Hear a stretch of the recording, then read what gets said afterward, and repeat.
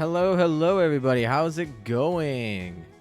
Hello. We have a first-time chatter. First time. Hey, I don't even know how to say that. Quee. I don't know. Jabberwock, good to see you. All hail Ironblood, apparently. I guess you guys got the most ships of PR6. God, I almost said PR5. Hello, Gage. How's it going? Yo, what's up?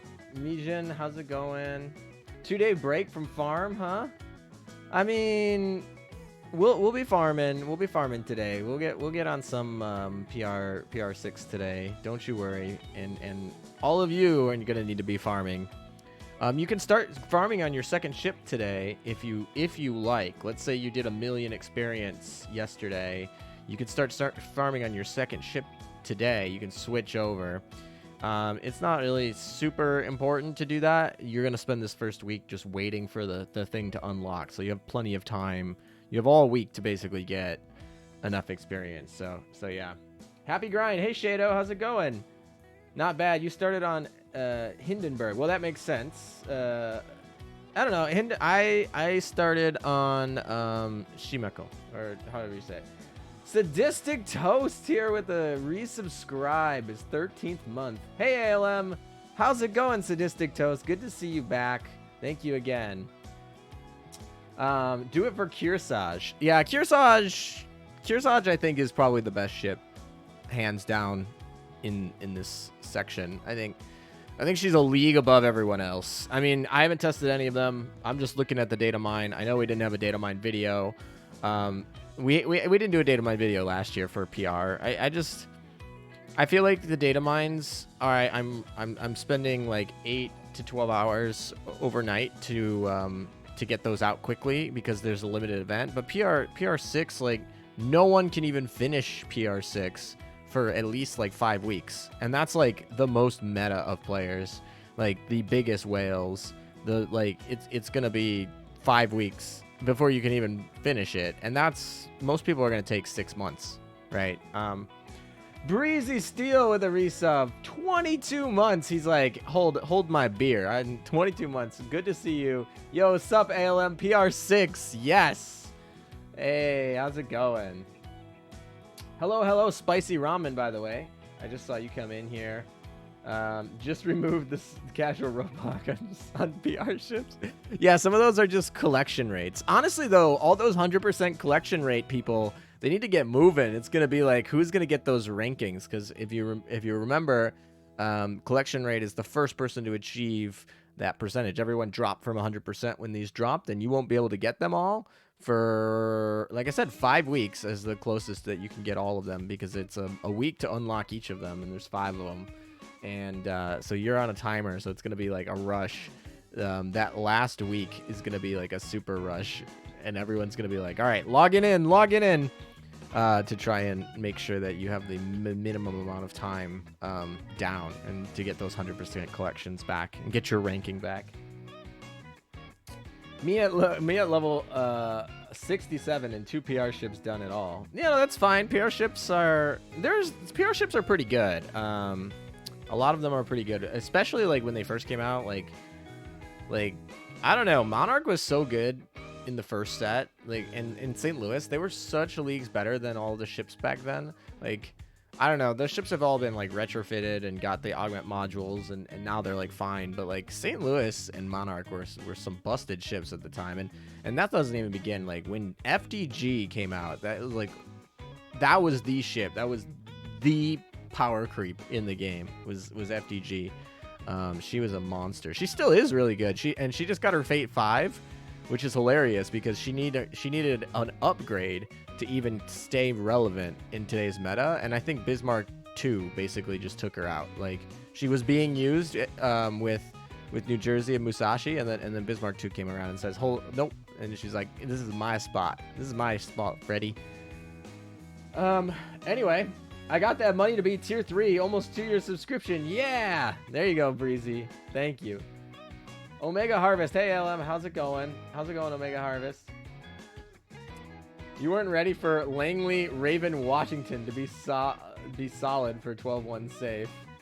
Yeah, there's some of those ships can do pretty well. The maps have not been particularly difficult when you take into account that you can go up to level 125 and have that level cap over a lot of the maps. Oh, Ibuki was also pretty good. Double preloaded torps was a very special thing. I know Shimikaze makes that seem like very not that great anymore because he's like, oh, Shimikaze does it. She does it 10 times better. But before Shimikaze, it was Ibuki. And Ibuki was this really weird heavy cruiser because all of the, if you look at the time, all of the torpedo buffers buffed only light cruisers and destroyers. And so you're like, you can get double preloaded and not get any of your buffs. Or you can get your buffs but only single preloaded, and like people were using like Kasumi. Like think about Kasumi was being used with Ibuki because Kasumi can actually buff Ibuki's torp, and like Jinsu can't, which is mind-boggling. Kasumi's not used at all anymore. Ironically, I'll be using her today, probably, but she's not really used at all in the meta anymore, and neither is Ibuki, because Shimikaze is just like queen there. You've done only PR1 and PR2 ships. Yeah, the only PR2 ship that stays relevant right now is FDG, and that's a grog to get her done. Everyone else is,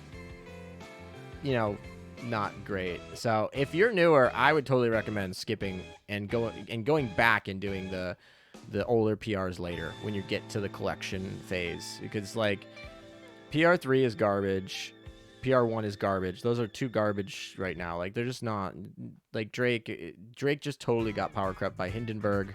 PR1's been power crept for a very long time. PR2 only has FTG, and she's gonna take forever to get those prints. Like start on like PR4, PR5, PR6. PR4 is good still. PR5 is good. PR6 obviously just came out. Fluffy Games, that's a lot of emotes over there. Thank you for the head pads. Thank you so much. Hey, Ellum, how are you? Hi, chat. Hey, Smug Monarch. Honestly, today has been a very stressful day. Not been the best day for me, honestly. If I'm speaking truth here, it's been a very frustrating morning over here. Been a lot of ALM, why are you stupid? Why are you doing this? It's been one of those mornings, but we're here, we're streaming, and we're getting into the game. So let's do that actually right now, and I'm feeling a lot better now that I get to come out, hang out with you guys. Relax a little bit. Alrighty. Opinion of the PR6 ships. I think it's pretty early, but I'll you know what? Let's talk about them. Let's talk about them because I'm ready to talk anyway. Let's talk about some PR6 ships. So let's pull them up. All right.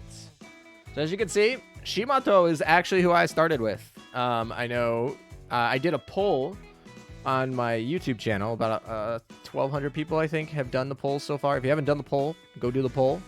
But about 1,200 people have done the poll. And Kearsarge is obviously the overwhelming one that most people start on. And I can't blame anyone for grinding Kearsarge. Here's my logic. And we'll go through each of the ships, but I'll give a spoiler. Too long didn't read. Kearsarge is the busted ship. She's the target ship of this set. But she's a DR, which means her prints are going to take me forever to get. And I'm definitely going to get those Shimato prints first. And not even targeting Shimato. I'm going to get the Shimato prints first. That's just how it works. I've done 5 of these seasons. I'm going to get her prints first. Because, yeah. And I would rather have a completed like dev level 30 ship that I can use rather than having like a dev 20 DR that I can't use. Even though that dev 30 DR will be better, I just won't be able to use it. And so I'm doing the ship that I can use first. Realistically, I will have both of them obtained before I can get them to usable levels with research anyway. So like, because it'll take me like a week to do Shimato, and then next week I'll have Kearsarge, and then I won't even have enough prints to do anything with either of them at that point. So it really doesn't matter. But I started with Shimato. I also just don't like Kearsarge's art. Like honestly, she's a great ship, designed amazing, really fun ship, and we'll talk about her when it. But her art, I do not like her art. Like I do not It's just not my style. She's not my waifu. Not at all. Shimato's art over here, she's cute. I like her art. It's not my favorite. I think my favorite of the set is probably, and I know I'm getting a lot of hate for this, it's probably this one. Felix. Felix over here. My mod turned into a German lolly, apparently. For those of you who don't know, Felix is one of my mods on Discord. And this was hilarious because I went on vacation for the 4th of July. So I went on, and then I come back, and here's Pr6. And I'm like, holy crap, Pr6 dropped. I mean, I knew it was kind of going to drop. They drop it around the 4th every year. But it was like, yeah. Anyway, so this has definitely got to be my favorite.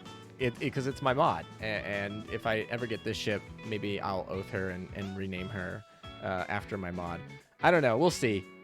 She's not that great, though, unfortunately. I was really hoping she'd be better. She's a destroyer, but she's focused on firepower, and that's fine. There's some good firepower destroyers out there, but she doesn't have a main gun +1. What is a 2023 German destroyer doing here that doesn't care about Torbs and literally is like, what is she doing? She's a firepower destroyer. You can even see it. Her torps are level C here, right on the thing. She's an A in firepower, but she doesn't have a main gun +1, and she's just, I don't know. I mean, crit damage is great and all. Some of her skills are fun. I mean, this skill has actually made me really excited. We have evasion increase right here, decreased damage taken, increased speed of, or decreased speed of torps, which is actually a good thing because now they can homing better. Except her torps suck, so it doesn't actually matter for her. Like, this would be amazing if it was on something like Shimakaze. Increases damage dealt by the torps by 20%. Like I said, her torps suck. This is like, okay, whatever. When it starts, you deploy a shield. If it goes in shield, you get evasion rate up 8% on top of this 18% evasion up here. She's already a destroyer with high evasion too. And then she gets extra damage dealt if she has an AP gun. Like, this skill has a lot of survivability. I love it. The torps on it would be amazing on a destroyer that actually cared about torpedoes. And she has some actual survivability for a destroyer, which is nice. And then it locks you to AP. Like, why do we want to be locked to AP guns? Like, I don't know, man. This ship just, that skill is like really good, just not on a firepower destroyer that has only a single main gun. It's just, she's just like, you know, I'll say this though, she's not the worst ship of this batch. She's not the worst ship in this batch. She's the 4th best ship in this batch. Definitively the 4th best ship. So I'll say that about her. But design wise, I think she's my favorite design. I think she's definitely my favorite design, art wise. So anyway, so let's go on, and you probably all know who the worst ship is. Can we get everybody in chat right now to spam the name of the worst ship in Pr6? I think any of you guys who've been in the data mine and have read it have probably already know who this is. And if not, you can totally just copy chat, because I'm sure somebody in chat will know who this garbage ship is. Like, I'm like, what the heck? So anyway, but Felix is all right. There we go. Yeah, Kearsage. Good joke over there. We got Flandre. Yeah, Flandre, the French one. I was so excited when I saw that the French were getting a ship. I was like, the French need a ship.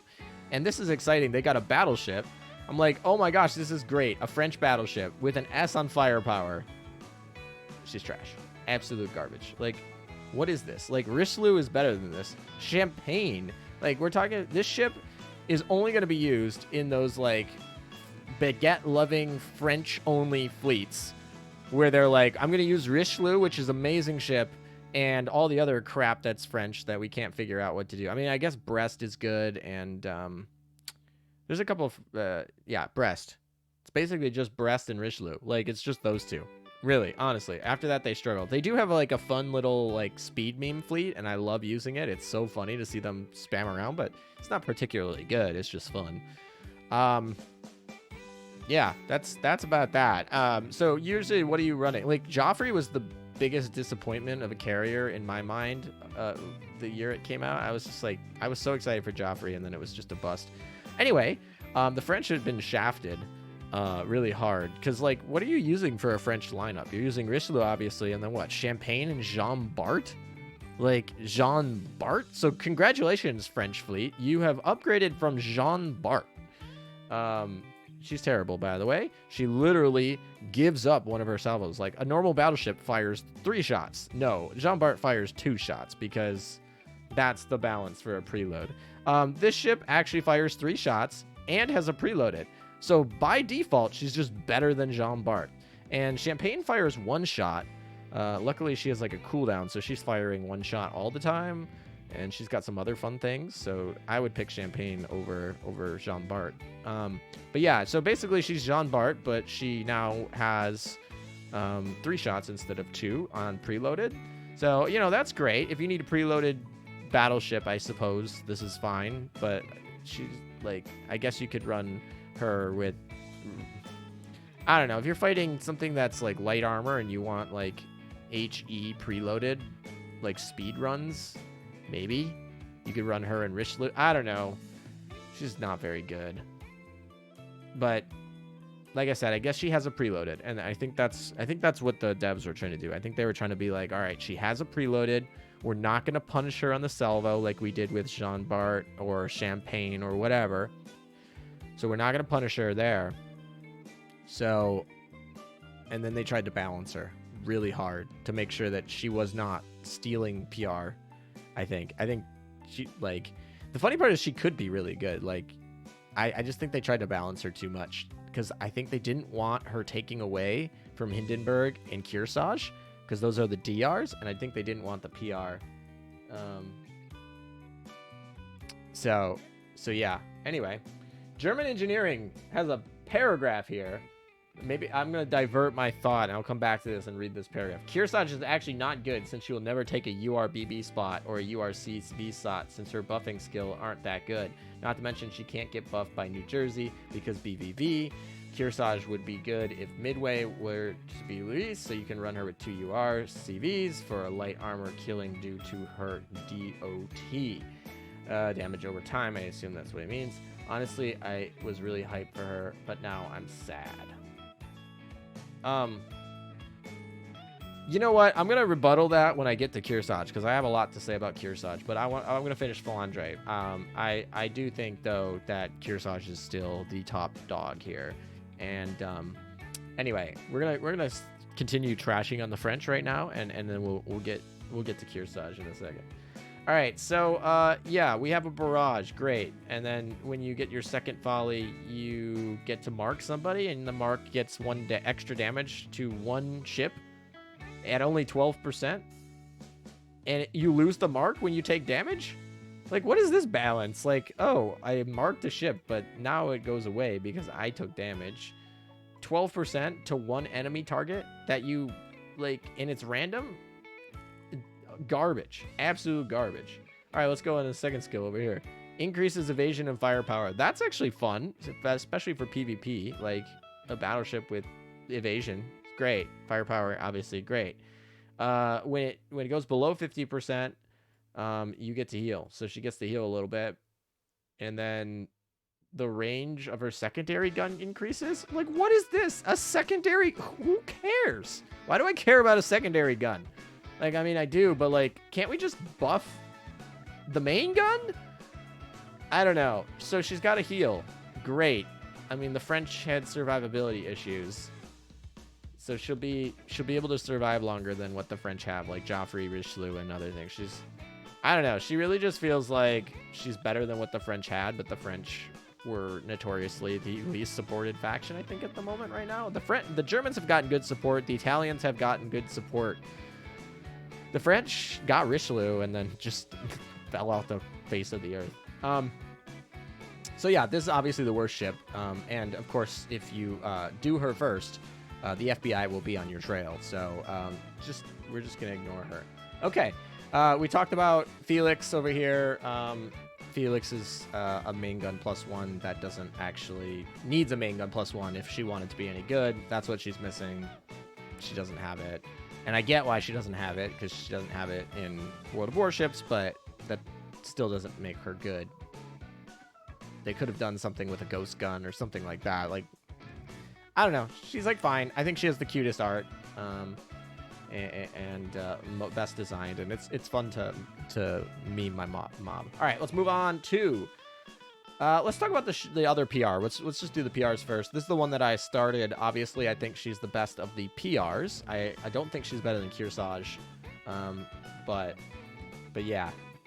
Anyway, let's talk about her. So the first thing that I want to talk about her is she has no preloaded torp, but she fires 2 sets of torps every time she reloads. So she's gonna work just like Emden. Emden has this mechanic already.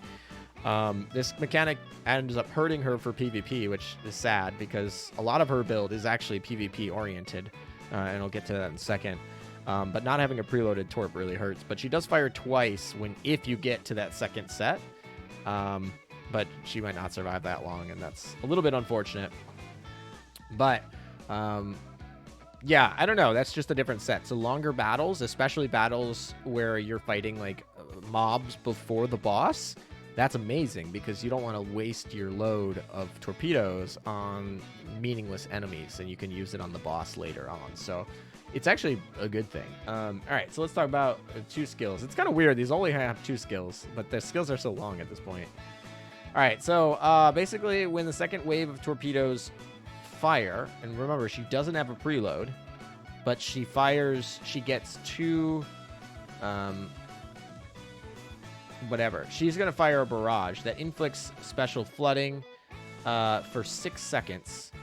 And then it also extinguishes all burning ships in your fleet. Does not affect special burn ailments. So, that part's kind of important because a lot of the best burn in the game is special burn. Richelieu is special burn, things like that. But she literally is going to make everyone flood that gets hit by the barrage, which, by the way, the barrage is all right. Not great, but it's all right. And then it heals all of the burning. Like, she takes away the fire. She's just like, douse water on this. Okay, I mean, not in of itself great, but a fun skill. Mind you, this is a fun skill. So far, I love it. We're flooding for water, and we're stopping burning at the same time. It's a fun mechanic skill. It's new. We'll even ignore the fact that burn damage isn't as important anymore, but if you are newer and you're trying to clear through like 9, 10, 11, you're having problems, like this ship's going to carry you. The ship is going to carry you. All right, keep going.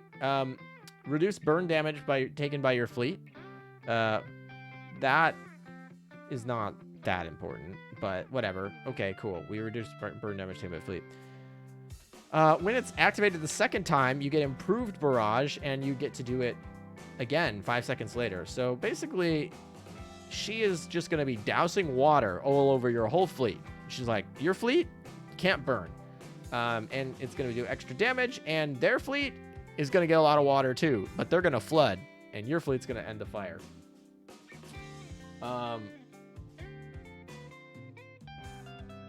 Yeah, it would have been fun with the special burns, but that would have been a complete bitch to code. And I'm going to tell you that because any new ship that comes with a special burn, they'd have to go back and update this skill. And they just don't want to do that. And I get why they don't want to do that. It should have probably been all forms of burn. That would have been fun, but it just would have been terrible to code. They would have to go back every time a new ship comes in with a special burn and it has a new unique ID. They'd have to go back and change and update this skill. And they don't want to do that. I understand why they don't do that. Okay, let's keep going to skill number 2. When the battle starts, it gains a special AA gun. All right, let's talk about this AA gun for a second. So she has her standard AA gun. She gets a ghost AA gun. So now she has 2 AA guns. This is effectively a double AA gun. And I looked up this ghost AA gun. This ghost AA gun is freaking nuts, dude. It is like so good. It is better than AA guns you can equip when you get this to level 10. Like, it's a crazy AA gun. I think when we calculated like it out, it was something like 2.5 times, or it was something like you would get like 2.5 times the firepower shooting down of like a standard ship, because the ghost gun is that good, and it's an extra gun. So you're firing twice. You're firing your main shot, you're firing again. That gun that you're firing again hits hard, and yeah, the AA gun, amazing. Okay, cool. Now you aren't going to worry about fire. Now you don't have to worry about planes. Fantastic. If you have her special equipment, and her equipment is actually like not bad. Like she's not really losing much to have to equip this. Now it could potentially in the future be worse when we get power creep and there's a better gun than this gun. But so far this gun right here that she has to equip is not bad. So you're not like losing much by equipping this. This ship's third weapon slot efficiency increases by 30%. Okay, cool. Third weapon slot is the AA gun. Hello? Okay, so you just equip, and she can, you just equip a mount, and she's gonna get that 30% increase. Awesome. Anyway, every 10 seconds or when the ship is in your fleet fires her AA gun, increase your Vanguard's anti-air by 6%. It caps out at 18%. But remember, she's firing 2 AA guns. She's got 2 AA guns. So she fires once and then fires twice. So she is going to be this is going to stack it 3 times. And yeah, I don't know. It's just like, it's going to stack when she fires twice and then every 10 seconds. So like literally it's very possible you get your stacks at 10 seconds. You fire once on the first wave, you fire once, you fire on twice because it's got 2 AA guns, and then you got 10-second mark. Like, okay, and then it sits for the rest of the game. So your Vanguard's AA just gets buffed by 18%, like 10 seconds into the battle. Kind of sucks that it won't be able to stop, like, well, the interesting part is, like, let's talk about PvP for a second. It's gonna not be able to stop Aquila's first airstrike. But if you use Aquila's first airstrike and you want to use a carrier later, good luck, because Aquila is gonna trigger and she's gonna have like 18% anti-air for that second airstrike. So still actually just fine. What happened to Fate Sim? Fate Sim's not going to be done for probably a few more months. They're going to let people grind up PR6 before they release PR5 Fate Sim to make them better. Like, they're not stupid. They're not going to be like, oh, we're going to make PR5 better than PR6, so you don't have to grind PR6. No, they're going to make you grind PR6 for like 3 months, and then they'll release Fate Sim 5. That's how they always do it. That's what they're going to do this year. It makes total sense from a strategic standpoint.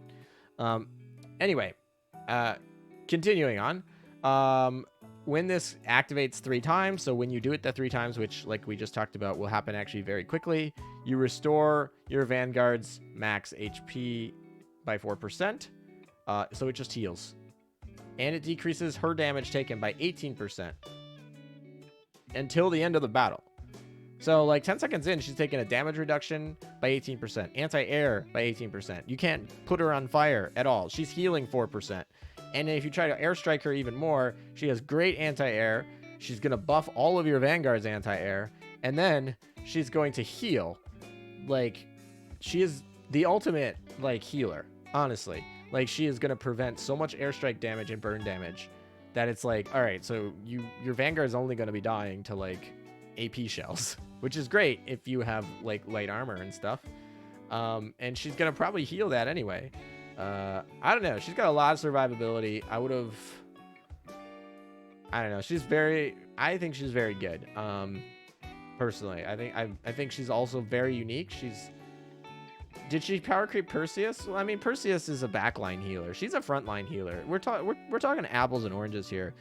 Backline healers have such a higher standard of what makes them good because they're taking up a backline slot where you're dealing most of your damage from. Frontline healers, the front line only has to survive. That's its only job. Like, the back line will take care of the damage. The front line's just there to not die, okay? And potentially shoot down some planes. That's what the front line's job is. Not die, maybe shoot down some planes, okay?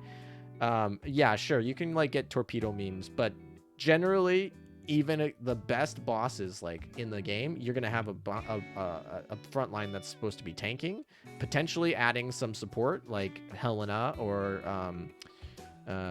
why am I thinking? I can't remember the name of and basically they're going to either buff the backline and tank. That's what they're trying to do. Shimato is really going to be good at tanking and keeping survivability. Yeah. Oh, she heals all the Vanguard. She heals 4% all the Vanguard every time she fires her main gun 3 times, or her anti-air gun 3 times, or waits 10 seconds. So every 30 seconds, you're guaranteed. If no one has any anti-air guns or any planes to shoot down, you're guaranteed to get the heal every 30 seconds. And if they do launch a plane and you put... She has 2 guns that she's going to fire. The ghost gun, her main gun. So there's 2 triggers right there. And then at 10 seconds. So then you can get the heal potentially every 10 seconds that there's an airstrike. Like, okay, 4% the whole Vanguard? That's very good. And like I said, she's an anti-air queen over here. Like, she's got A for anti-air. And she's actually got decent torp stat for a light cruiser over here. Not like, you know, busted, no Shiru sort of thing. But, like, she's going to be firing 2 sets of torps every time. I don't know. She's a good tank. She's got over 5k health, too. Let's talk about that. Like, she's got a B for her HP on her base stats, but I don't know, man. I don't know why they choose B. She's like over 5k. She's like mains tanky level.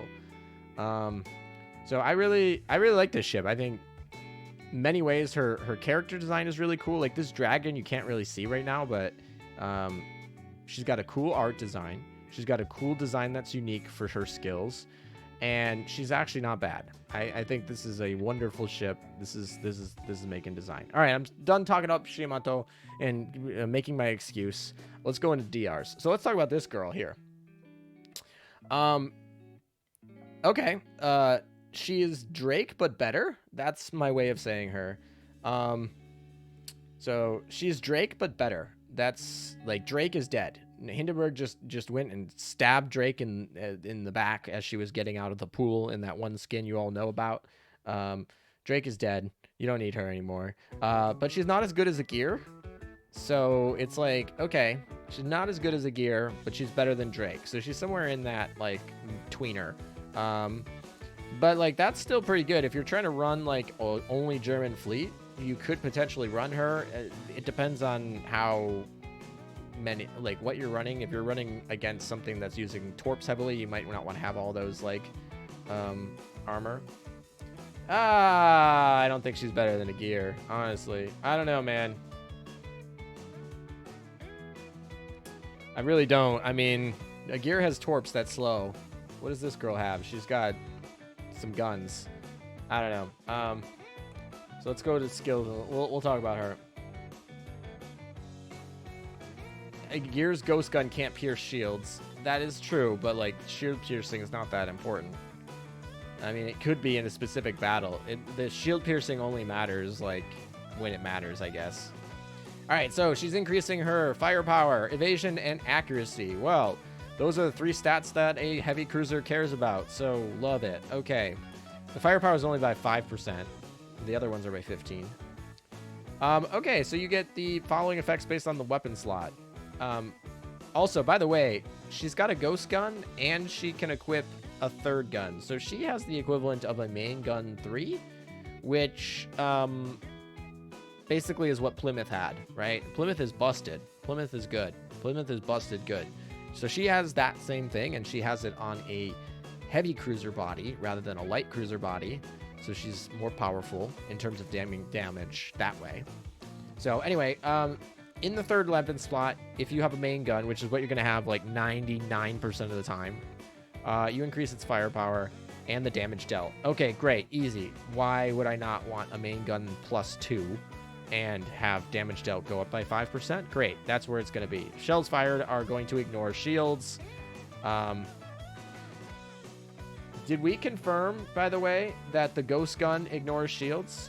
Because I'm pretty sure the ghost gun does the ghost gun count as a main gun is the question. And does the 3rd slot weapon count as the main gun? I'm not sure. Those are key things that I'm going to test out. We're going to see if the ghost gun pierces shields and whether or not the 3rd slot gun pierces shields. Because when I interpret main gun, I'm thinking 1st gun slot. That's main gun. That's how I read that. And we haven't really dealt with a game where that's the case. So I would say, regardless of what the outcome of that is, it doesn't matter too much. If all of them can pierce, that's better. If only the first one can pierce, that's still decent. They better give us Chapter 15 all shielded enemies. Yes, that is true. This ship will get a lot better if Chapter 15 has every enemy is shielded. But yeah, anyway, so she got shield piercing. Shields... Oops, sorry for the bump. Sorry about that. Shields are... Honestly, shields most of the time are the number of hits, and you can get done with a shield if you put like a fast-firing gun on a destroyer that has a main gun +1. It'll blow through your shields so quickly, they might as well have not existed. Shields also don't matter against salvos. They don't matter against airstrikes. They don't matter against torpedoes, which is where all of your damage is likely coming. They only matter against auxiliary level weapons, like, you know, the weapons that she'll be firing. So it's like, okay, you're piercing, but now you're just getting back to what everyone in the backline is already doing and what torpedoes already do. And realistically, any good fire gun boat is firing so quickly that it wipes out the shield, like, very quickly. Barrages wipe out shields really quickly. Like, let's just talk about that little lolly destroyer Italian girl that just came out. You want to talk about wiping out shields? She's going to blow through shields so quickly. You throw her in a fleet, like, you don't need a shield piercer. Shield piercing is nice, but like, let's not talk it up more than it needs to be. The only time this ends up being super relevant is potentially against like a boss that has a massive shield. Like, I don't even know any boss off the top of my head who would do this way. This would be a theoretical future boss. And I don't know. I mean, it's nice because she's built to be a damage dealer. So this insulates her against a future boss that has a shield that would prevent her from dealing damage. I'm not saying not to get her or level her up or that she's not like good. I'm just saying I think the shield is, the ignore shield is a little bit overstated. All right, anti-air gun. Do I need to even read this? We're not going to put an anti-air gun on her. It's just not going to happen. So I'm not going to read it. This ship is good though. If you want to deal firepower damage, do it. Like, she is probably the best heavy cruiser in the game, but heavy cruisers tend to not be better than large cruisers. By the way, Agir shots are arcing shots, so they already have ignore shields. I just really like, can we just talk about that? Agir doesn't even care about shields either, because she literally arcs her shots over the shields. So this, yeah, she's not better than Agir. Don't play with me. She's better than Drake though, but Drake, like, who uses Drake? Anyway, she's good though, and the fact that she can get buffed by Bismarck and all that fun stuff, like, I like it. She's also pretty tanky. She's pretty like, she's a good all-around ship. If you're a German fan, you should be very happy, because her plus Agir and Bismarck, like, the German faction got really good real quick. I mean, Agir's been out for a while, but like, Bismarck 2 and this girl right here have stepped you up a level. Yes, CBs have to equip a large caliber gun, but like, who's not using large caliber guns on their CBs? Like, I guess you could put the Drake gun on her, but like, you're not. Okay. Hindenburg is good, by the way. I'm not trying to like downplay her. She's the best heavy cruiser in the game. She's better than Drake, but large cruisers exist, and I really lump large cruisers and heavy cruisers together. They're not technically the same class. They do try to do different things, particularly those arcing shots from the large caliber guns, but in my mind, they're both dealing damage from firepower. They're both slow. They're both tanky. They both need evasion. They both need firepower. They both need hit accuracy. They're both focused on like damage from the Vanguard. They're fitting the same role effectively, strategy wise. So they're going to be taking each other's slots. So she has to compete with the large cruisers, and I just don't know if she's going to take slots from like Brest and from Agir. I just don't know, but she definitely will take slots from Drake. I will say that. She's also got a cool design. I will say I like her design too. All right, let's move on to this girl. I already said her design sucks. That's all I'm gonna say. I don't like her design. I don't, whatever. I honestly, like, if you look at her hip structure, they look like they just took Brest, copied her, and then put it into a cyborg like thing. Yeah, I don't know. I don't like the design. It sucks. Okay, let's talk about the skills. First of all, she's a BBV, which is a aviation battleship. For those of you who don't know the abbreviations, That's awesome. Finally, aviation battleships suck. The last time an aviation battleship was good was like almost never. There was that one time where like people were using the one in the IJN like back way like 3-4 years ago. BVVs are terrible, and that's because traditionally they have given up one of the shots of their main guns for their airstrike, and they have to use seaplanes. Well, Kearsarge solves that problem. She doesn't have to use seaplanes, and she doesn't give up her salvo shot. So now she's just a straight battleship. She's a straight UR battleship with an airstrike. Great. Her airstrike isn't fantastic. It's 4 fighters. But 4 fighters is decent now with the rockets. Like, rockets exist. Rocket fighters exist now. You can deal damage with them, especially light armor damage. So you put AP shells on her. She's going to kill the heavy armor. And then you put rockets on her planes. She's going to deal with the light armor. She's going to be fine. People have mentioned that she doesn't get buffed by your traditional carriers, right? Your air resistance buff only says light carriers and carriers. It does not say aviation battleships. She doesn't get that buff. Okay, so does your cats. Your cats aren't going to buff her.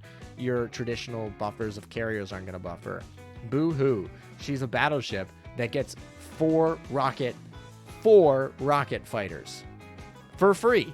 There's no downside. She's a UR battleship that gets 4 rocket fighters. Like, I don't care if the rocket fighters don't get a buff from the...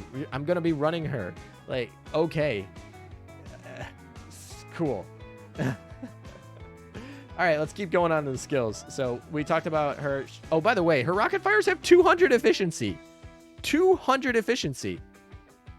What is this? Hold on a second. I just want to put this...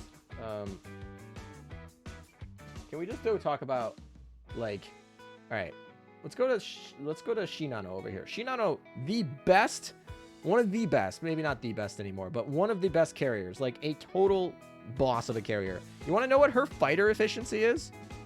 125%. 125% is her fighter efficiency. The fighter, and she has 2 of them. I mean, she has plenty of torp bombers, so it's not a comparison. Let's even her torp bombers. Shinano is the best torpedo bomber in the game. Her torp bombers are 140% efficiency, and she has the potential to have 6 of them. This battleship, UR battleship, with 3 shots, no compromises, has 4 200 efficiency fighters. Okay, the efficiency is crazy good. So yeah, I don't know. That's a thing.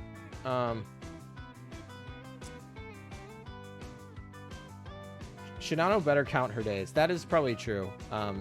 But yeah, stat-wise, she's a monster, okay? She's just a monster.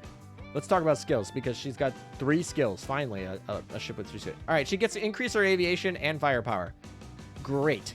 So she's buffing herself. I mean, to be fair, all of the URs she's fighting with, like New Jersey, Musashi, Bismarck, they're going to buff themselves anyway, so this is not huge. But she buffs her aviation, too, so she's buffing both. Great. When this ship airstrike hits an enemy, 100% chance to have special burn. Well, there's that special burn that Shimato can't actually heal, so that kind of sucks. But who doesn't love special burn? 100% chance? Yeah, okay, so we just add burn. So these rocket fighters, which are almost guaranteed hits because they are homing, basically, speed homing, they're near guaranteed hits, are now just going to be burned. So you turn all of your fighters into burning rockets. Okay. And then it increases the shelling damage that they take. Oh, great. So, and it's for the whole main fleet, by the way. So it's not only Kearsarge, which is going to be hitting hard, but if you throw her with 2 other battleships, they all get 8% extra damage. Like, why do I care that she doesn't get buffed by an air resistance if I'm going to run her with 2 other battleships? Okay, they're literally just planes they're a barrage. They cause special burn damage, and they increase the damage they take from shelling. And by the way, they can shoot down some enemy planes. Like they can launch like to resist an airstrike. Like, why do I care? I don't understand. Where people are like, oh, she's a BVV. She doesn't get buffed by New Jersey. Like, who? Boo hoo. You're gonna put her in the same fleet as New Jersey. New Jersey crosses buffs cross fleet. It's like, boo-hoo. Like, Yorktown will be in the other fleet and be fine. Okay, when it hits an enemy, 100% chance to increase the target's airstrike damage. So, also, when you hit them with your main gun salvo, you're increasing the damage they're going to take from your planes. So, you're buffing, like, the damage either way. And if it's already affected by an AA stat debuff, further increase the target's airstrike damage taken. So now if you're debuffing the anti-air stats, you get the buff. You know what I just thought of?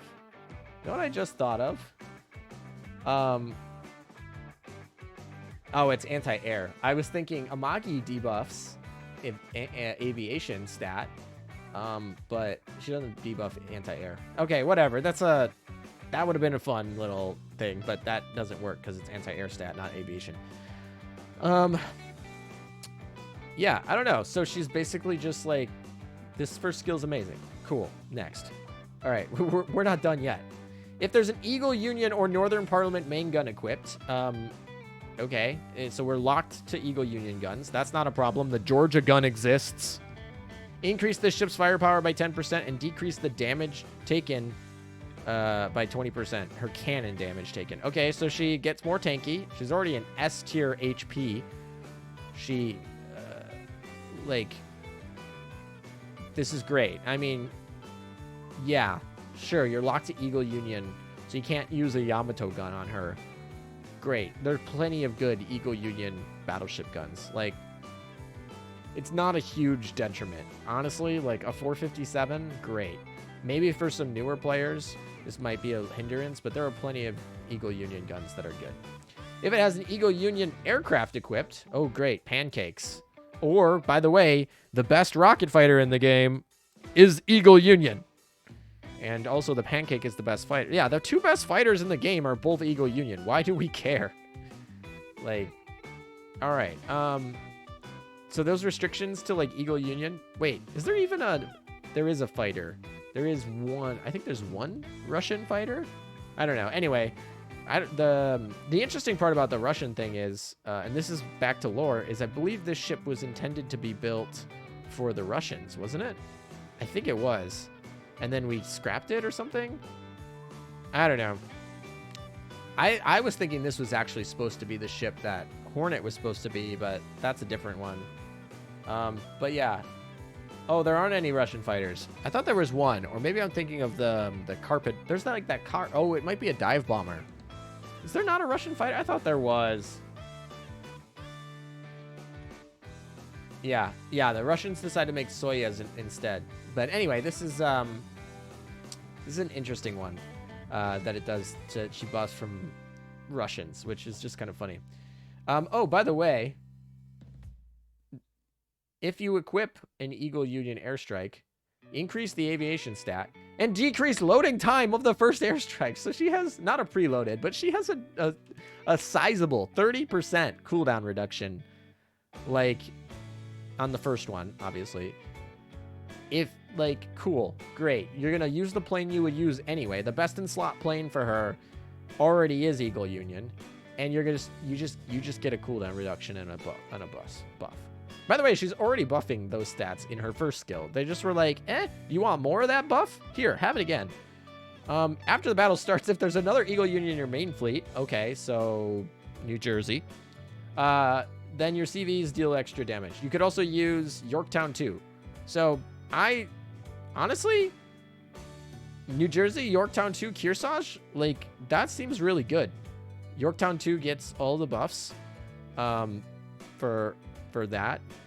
New Jersey is like, yeah, New Jersey's buffing, making them more survivable.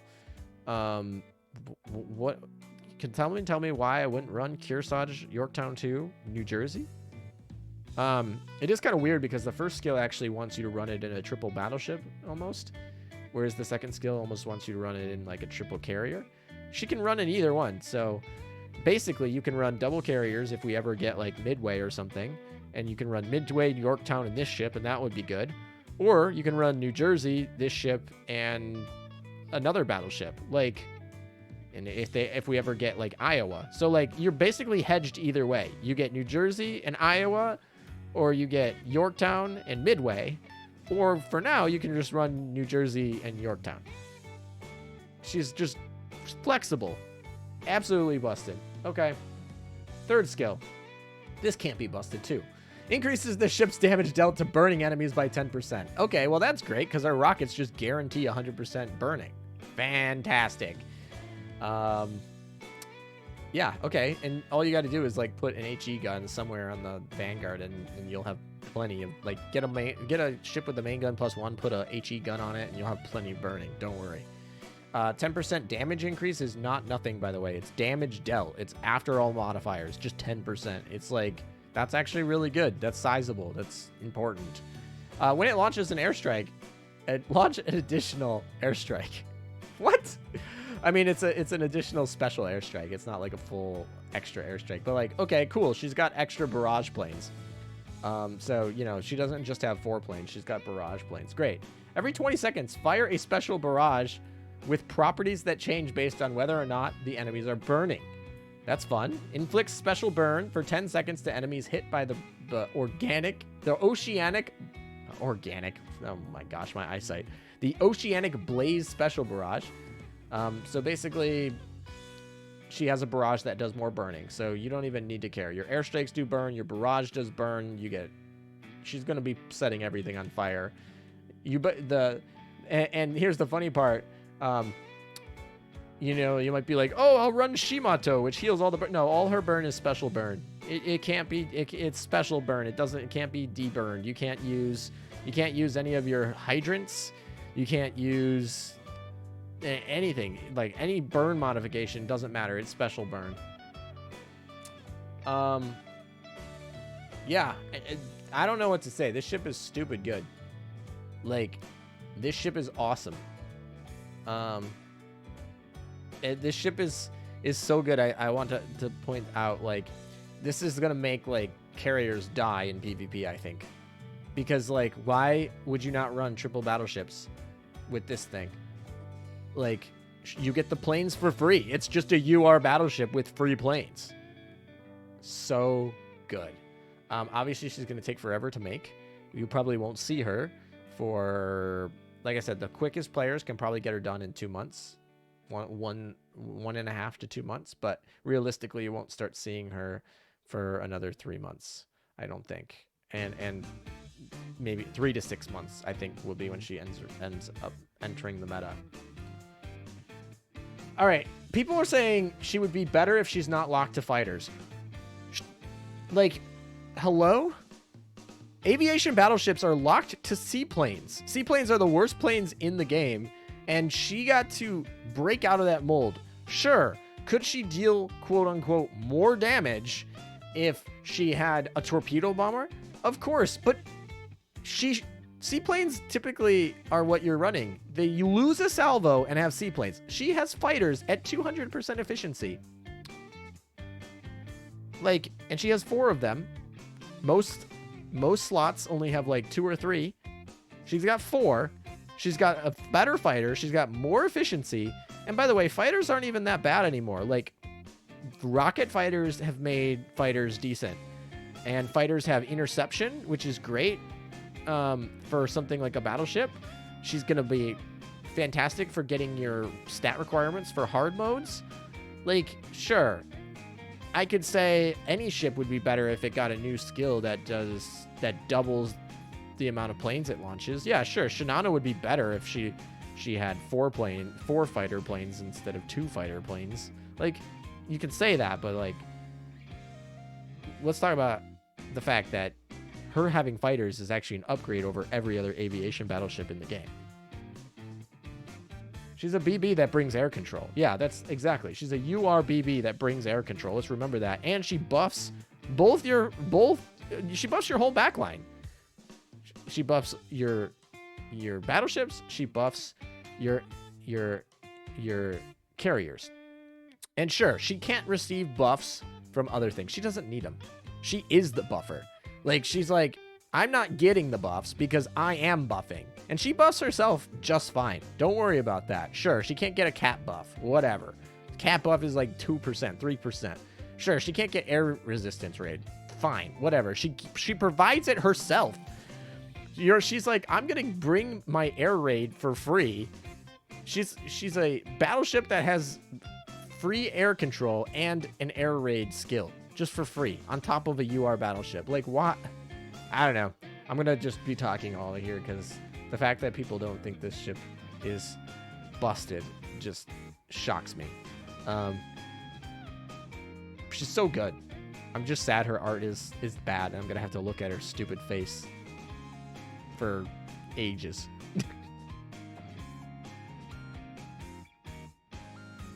Yeah, she can't get the Vanguard buff. She can't get New Jersey buff. She can't get any of the other buffs because they specifically say, like, battleship. She's not a battleship. She's an aviation battleship. That means she's not going to get any of the other buffs.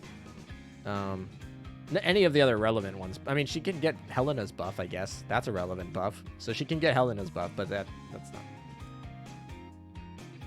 I don't like her design too, but I'm pretty sure we will get a good skin that will fix that one day. That's very possible. That's very possible we get a skin that makes her design better. But PR skins tend to take a while to get, I've always found. I don't know. She's busted. I'm excited to get her. I just wish that she was a cooler ship to look at. She's very good. I'm also very excited that we got an aviation battleship and not just like another lane. Like, no one would have been happy if we got like a UR sub or a UR like destroyer, or sorry, a DR sub or a DR destroyer. Like, that wouldn't have been fun. You want your DR to be like good, so you want it to be a main fleet ship. But they did a main fleet ship that wasn't just a battleship, so that's exciting. Yeah, Hindenburg's okay. I mean, this is the Kearsarge banner. I mean, it's not a banner, it's PR, but this is the day for Kearsarge. All right, let's do some PvP here. Did anyone move? I'm hoping someone moved. Someone moved earlier this morning for me. No one's moved yet. That's unfortunate. All right, well, maybe we'll come back later and whatever. All right, let's see. What do we pull for the prince? That's the last one there. Ooh, look at that. We got some shield. Oh, we got ooh, there's some Kearsarge blueprints. I'm going to need a lot of those. Oh, that was good. That was a good run right there. Yeah, cool. We'll take those. Let's go, let's queue these up. Yeah, well, I guess we'll just take these for now. I don't like any of these. I guess we could do this. I'm getting confused before 4 and 6. Like, I'm like, oh, these Latin numbers suck, man. Oh, there's one. We want that. Yes. Yes, we do. Yeah, we want this. Actually, I probably should go with this. I don't know. I'm going to go with this. I'm not running a German fleet right now. I'll go with that. I want to get her done. Let's see. We don't have anyone done, so we'll just keep doing these skills. I'm just like, I haven't done a Gascon at all, so I'm just like leveling her up just randomly. All right. Oh, that's, come on. All right, I'm gonna start needing cubes again, because I'm gonna be spending a ton of them on prints to get Kearsarge done quickly. So I gotta be. Ooh, I want the coins though. Coins are what I want. All right. What do we got for the dorm? I guess we'll just do that. Cool. Is anyone done in the dorm here?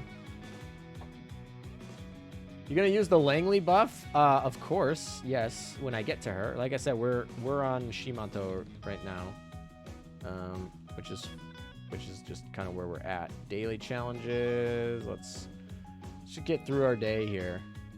Just standard daily stuff, and then we'll get back into the. Oh, we got hard modes. All right, what's our hard mode fleet here? We're running Kasumi, Ibuki. Yeah, this is fine. That's a fun fleet. I love this fleet. Let's do this. I still want to level up the little Italian girls, so we'll do some suboptimal IJN grinding here to get the leveling up of the Italian girl. Yes, Yubari. Yubari is good. I should use her.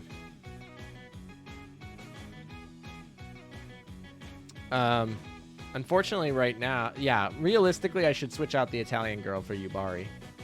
ALM, what's your collection rate right now? New PR book took away my 100%. Yeah, I think I was talking about this earlier. You might not have been here, but yeah, new PR will take everyone's collection rate away for like 5 weeks, 100%. And I think it's funny because you're going to be racing. You got to race every week. You got to race after server to start the clock. And then you got to race exactly at the same time a week later to not have as much like lag. And then will be the first person to finish grinding all of the ships. First person to finish grinding all of the ships on that 5 week that gets back on the leaderboard. Gotta catch them all. Yeah, exactly. I don't know. I think I'm at like 95%, something like that. I don't know. I think I'm probably at 95%. I don't have every ship. I don't even have every PR ship. I don't have the PR1 Japanese girl. The meme, the joke, the PR ship that's garbage. The terrible one. The worst PR ship there is... I'm like holding out on getting her because I just don't want to. Who else am I missing? I'm missing a couple collab ships, but those don't count towards collection rate. Oh, I'm missing retrofits. I'm missing a bunch of retrofits. Like those like common ships that are retrofitted. I don't have those. Like Cassin and Downs and like the German ones. Like I don't have those retrofitted. Foxhound, I think, has a retrofit too, and I don't think I have her retrofit. So those count against completion, so I'm not, yeah. It's a Zumo. Yeah, I don't have a Zumo, and I don't have retrofits. I think that's basically it. Her only use is giving Musashi her gun. Well, that's the funny part is, I feel like I don't even use the Izumo gun for Musashi because I use the purple one when I want the barrage and I use the Yamato one when I want the damage, and it all depends on what I'm fighting. So I'm swapping. That's the thing that annoys me about Musashi is she has two guns that are so different. One of them is so much damage but so slow, and the other one's so fast but it's not very good. And yes, the Izumo gun is like the balance in between, and you can throw that on her, but it's not really ideal. And so I always end up having to switch her gun. I'm like, gosh dang it, this stupid skill means I can't just like set a best in slot gun on her. I have to like evaluate what the time of the battle is gonna be and swap the gun. And of course, like she's my PvP fleet, so I'm gonna have to also swap it back so it can be on the PvP. Like that's my least favorite thing about Musashi. She's like, oh, there's no best in slot gun for her. Like you have to vary it all the time. Yeah, exactly. She has two sides. No, it's yeah, you're not gonna. Yeah. Sorry, I'm like stumbling for words. She doesn't even use the Izumo gun. And that's like, yes, as you said, that's what Izumo's for. You're doing Izumo right now? Yeah. I don't know. Maybe someday. I'm probably gonna do Izumo last. I think I'll probably do, if I ever do Izumo, it's probably gonna be the day that I am getting 100% completion to get on the leaderboard. It's probably the only day that I'm going to get her done. No, I like Musashi. I'm just saying the thing that annoys me the most about Musashi is... Oh, by the way, I did do Cone retrofit. That's hilarious. Okay, well, I guess I did one of them. I think I'm slowly working towards the retrofits, but I'm not really incentivized to do the retrofits. Like they don't add anything if you're not using them, and they don't add fleet tech, and collection rate is just a number, so whatever. Should you swap back to the purple one? It depends. So here's the purple one only matters in 2 times. One where it allows you to get extra barrages in a battle that the Musashi gun, or not Musashi, well, it's technically the Yamato gun. The Yamato gun doesn't allow you to get. And it matters in things where firing first matters, like PvP. Like if you can knock out the opponent before they even go with a barrage, then it's worth it. So in my mind, you're either using the Yamato gun or you're not. And in cases where you're not using the Yamato gun, the Izumo gun is too slow. And in cases where you are using the Yamato gun, you're likely, the Izumo gun is likely just less damage. It's still slow. The Izumo gun is still slow. It's not nearly as slow. But I would stick between those two. I wish they would implement the fleet streams. I wish they would implement fleet snapshot on PvP fleets. Pain in the ass to swap back weapons. That is so true. Yes, I agree. Thank you for being a first-time chatter. Welcome. Thank you for following. Whatever. I totally agree. It would be so nice to set your fleet and it just not be affected by the gears. But that would take a whole overhaul of how they code it. And I don't think they want to touch PvP, honestly. I think they don't want to touch it, so I don't think it'll happen. But yes, at some point in the future update, it would be nice if the equipment in PvP would be static. But people would also just forget to update it. But realistically, people set their fleet and forget it anyway. They set their defense fleet and forget it. I would really appreciate that. That would make my life. That would increase the quality of my life if they locked the PvP flight. What was I doing? I'm trying to enhance. That's what I want to do. We're enhancing this girl right here. I'm so excited to use her in like World 14 and World 15. World 15, I'm obviously assuming we'll have more torps. Maybe we'll have more shields. I don't know. But I'm excited to use her. She's a very good destroyer. I already gave her her gun. I already got her gun. I got to get it to plus 13 at some point. I already have one at plus 13, but I got to get her as a plus 13. She's got... I don't know. This skill is so fun, and I also love the markation of it. I think it's funny that we were like, okay, we're going to have the AA gun, because she needs to have what? She needs another Italian in the fleet, and she needs... Where's the skill? I think it's this one. No, is it?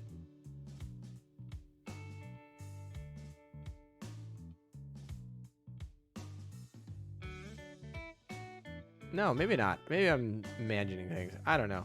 Whatever. We'll get her to 100 at Infinity very soon. She's got 99. All right. We got to go check some PvP battles. I don't want to forget that. Overcapping would be bad. I've already overcapped a few exercises this season. I actually lost an exercise recently. And that doesn't happen very often. I actually lost one. I was not paying attention. And New Jersey just couldn't hit to save her life. So, I don't know. It happens. Not 100%. I'm 98.8%, I guess. I'm trying to get to 99. It would be nice to be like, oh, I have a 99% win rate. But no, I'm at 98.8% win rate.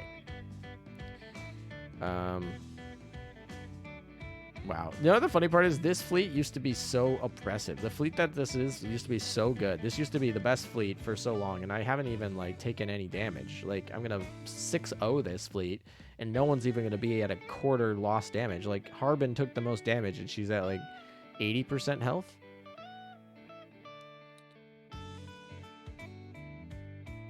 Yeah, I don't know. Yeah, it's going to take me like a year to get to 99 because of how many battles I've done. Yeah, that was a good show of how power creep works, because that fleet that guy had would have been amazing like a year and a half ago, 2 years ago. What do you mean PvP meta fleets have already changed? Lulz. We're not running the Yakuza fleet. I don't know. I like this Yakuza fleet. I'm running a special variant with the Harbin in it, just because I think Harbin's really fun. You could run Juno and just be fine. It's probably what most people should run, but that's like I think the standard for... That load screen is cool. I don't remember seeing that one. I like this load screen a lot. That was a good set of the PR. What is it with PR? They have time for the load screens? Like, the load screens for the PR seasons are always good. PR5 had good load screens too. I play BA so I don't get mad at... Oh, yeah. I was rank 2 yesterday in BA. I'm probably down... Yeah, I'm a big I'm a big PvPer in BA as well. We might do some BA once we hit reset in an hour and a half. Yeah, I might in reset I might go to hour and a half. Yeah, Felix showing some legs in that screen. I didn't even see that. She must be in the back. I like how they relegated the lollies to the back. Thoughts on Acula versus FDG in the third backliner slot of the fleet combo? So FDG was being used for a hot second, but I don't see a reason to use FDG over Bismarck that much. I mean, Bismarck, and we'll talk about this when we talk about PvP at some point, but I think Bismarck is better than FDG in a lot of ways. It's kind of unfortunate where the black hole ends up showing up in PvP. It's just not very good, the location of it. If it was just moved up a little bit, it would be a lot better. Yeah, I would say triple battleship is a very good tactic. Like, don't get me wrong, if you don't have a Bismarck II and you want to run triple battleship and you really just need New Jersey, right? You need the special AP armor break. And Musashi is probably the best shot, but if you have Vanguard or something, that works. And then, yeah, if you don't have a Bismarck II and you need to run FDG, that's fine too. Like, if you run FDG, Bismarck, and New Jersey, sorry, that's like fine. That's like a fine triple battleship fleet. Triple battleship fleets right now are the meta. It actually makes me interested in making an Amagi fleet, because Amagi is really bad when you have airstrikes, and Aquila has been in the meta since the day she came out. But Aquila might be seeing her time go away, particularly when Kearsarge comes. I could see Kearsarge, FDG, and like New Jersey is kind of fun if you want to stick to just something that you got. Like, let's say you just got New Jersey in the rerun, and all the other ships are publicly available PRs. Amagi days. Yeah, I don't think she's coming back, but the fact that 10% evasion rate can be kind of funny. Kearsarge actually probably ruins it. I was like, oh my gosh, triple battleship fleet is coming back. Amagi might be good. And then Kearsarge is like, hold my beer. I can run triple battleship fleet and reveal carriers and not care about your anti-air. Like, good luck. So yeah, Kearsarge probably killed the fact that Amagi could potentially come back. And I will tell you this, by the way, this art on this load screen here by CC, so much better for Kearsarge than her actual default art. It is so much better. It doesn't make me like her. She's still not like my type of art that I like or whatever, but at least it's better. Amagi meta one day. Copium. I hope not. Amagi meta, I would hate that. Ooh, look at that. Did you see that, by the way? So I was talking about the black hole for Bismarck, and you saw that right now. It caught me. Now, here's a fun fact. If you don't know, you should probably watch my PvP guides that are like 3 years old, but they're still great, and I put a lot of work into them, and go watch them. But if you don't know, PvP is not centered. So the center of the battlefield is actually not the center of the battlefield. So where the black hole shows up on attack when you're using her to attack is different than where it shows up when you're on defense. And on defense, it actually shows up in the right spot. And if on attack, it shows up in the wrong spot. So she's garbage on attack, and she's much better on defense. You'll still see there, it still wasn't a problem, but her black hole will actually work. Yeah, it's in your favor. Also, why more BBs are good? Yeah, BBs are good. Kearsarge is gonna be, it's gonna be a monster. Gonna be a monster. I also like this load screen too. This one puts both of those ships in better, like, the load screens are better than the default arts this time around. All right, we're facing a fellow. This is the same fleet as me, except they run Juno instead of Harbin, right? Yeah, it's literally the same fleet. So we'll see if Harbin versus Juno makes a difference. Obviously, I have attacker bias, but I think we're killing it. I don't know. Harbin, I really like Harbin.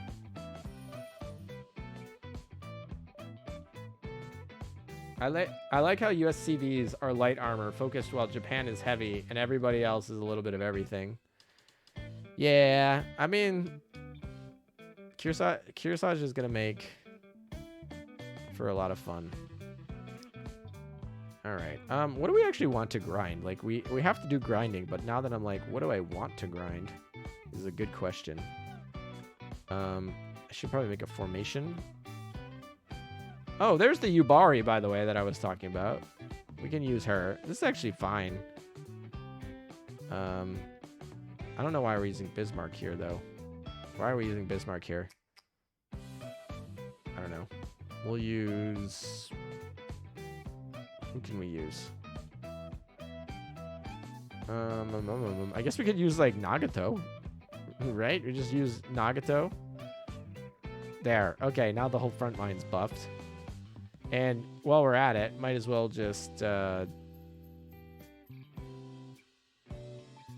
don't know, that's fine. Kearsarge and them. While we're at it, we'll just use Amagi. I love Amagi's chibi, so I want to use her. That's fine. Alright, we'll do this. I love her chibi so much. That's why I bought this skin. I don't even like the skin that much. This chibi skin, though, is amazing. So such a win. Would you replace Vanguard with Kearsarge in meta fights? Yes. I believe I would. It depends on the meta fight. Every meta fight has really special mechanics, and so I could end up eating my words on a specific meta fight. But in general, the answer would be yes. A Dev 30 Kearsarge is better than Vanguard in most scenarios. Yeah, yep, I would say that's true. Yep. Harbin is an insta-oath. Her oath skin is amazing. Can we just talk about her oath skin being freaking amazing? All right. Ooh, we're gonna do a fleet change so we can actually grind for. We're gonna grind Opsai for our PR. That's what I'm grinding. We're gonna grind Opsai. I think that's the best one. All right. What do we want for? We need to go to. Actually, I got to check shops anyway, so... Oh, I don't want to forget. Hold on. I need to go to...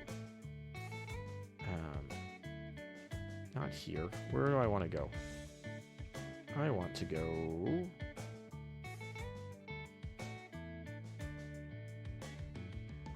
Here.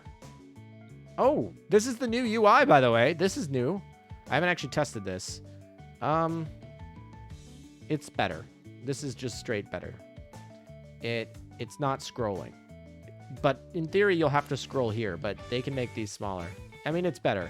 They did a better job. Is it perfect? No. Did they need to do this? No. Is it better than what they had? Yes. Is it why I like Azure Lane? Yes. Standard small improvements that are quality of life over time, like, sure, we'll take those. Not going to complain. It looks different. It'll take me a second to get used to it, but it's good. It's better. It definitively is better than what they had. Yeah, exactly. I'm just used to the old UI. Like, it's so weird to be here and be like, now there's these, and they're broken down. I'm not sure I like it right away, but I think that's just bias against change. I think when I actually, like, get down to it, I will like this better. I like how they broke up the limited and the monthly for cores. That reminds me, I need to buy one of those. I need to buy one of those, and I need to buy one of those. And we need to buy these. Anything else we need to buy in the core shop? I don't think so. Could buy one of these. Let's do that. We'll buy another one of those. And I think we're set there. Oh, is this new? I don't remember this. I'm buying it. I don't think it's new. I think I have it. I just don't remember. What the heck is this? Buying it. All right. Anything else I want to buy? No. Okay, cool. I think, is this new? Tell me, chat. That plane right down there might not be new. All right, it's down. It's gonna be down here now, isn't it? Oh, it is new. Okay, well, we just bought it. Cool. I was like, that looks new. I'm gonna buy that. Slows down airstrikes for speed adjusting. Okay, that's not super. Oh, yes, yes, yes. I remember this. I actually talked about this somewhere, didn't I? Yes, I did. I remember where. I remember this. It is new. It's not new in this update, but it's new for me because I don't have it because I didn't buy it. I talked about it in the update, but it came at only the end of the month. So I talked about it, didn't buy it immediately because it didn't come until the end of the month, and then now it's in, and I forgot about it. So that was good. I went to the shop. All right, we're going back to Opsai. I still think it's funny, my way of getting to the shop, like there's other ways to get there, but the way I always go is exercises, supply. I just always go to the shop that way because I'm in PvP so much. And I'm sure everyone else does it differently, but that's the way I get there. Yeah, it's with the core refresh. And I remember talking about it. I remember exactly what it is. I talked about it at length. It just, when it was added to the game in the game files, it was before it was released. And so, like I said, I forgot about it when it came out on July 1st because I was on vacation on July 1st. And that's also when Pr6 was announced. Yeah, I missed a lot. I missed a lot. Also, how's my streaming setup? I'm streaming from a new location today, a different one than my usual. If you haven't told, then if you couldn't tell, that's perfect. That's exactly how I wanted you to be. Yet you couldn't tell the difference. But yeah, same like whatever. But new location today, so hopefully it's all good. Looks and sounds the same. Perfect. That's exactly what I was going for. That's awesome. All right, let's see.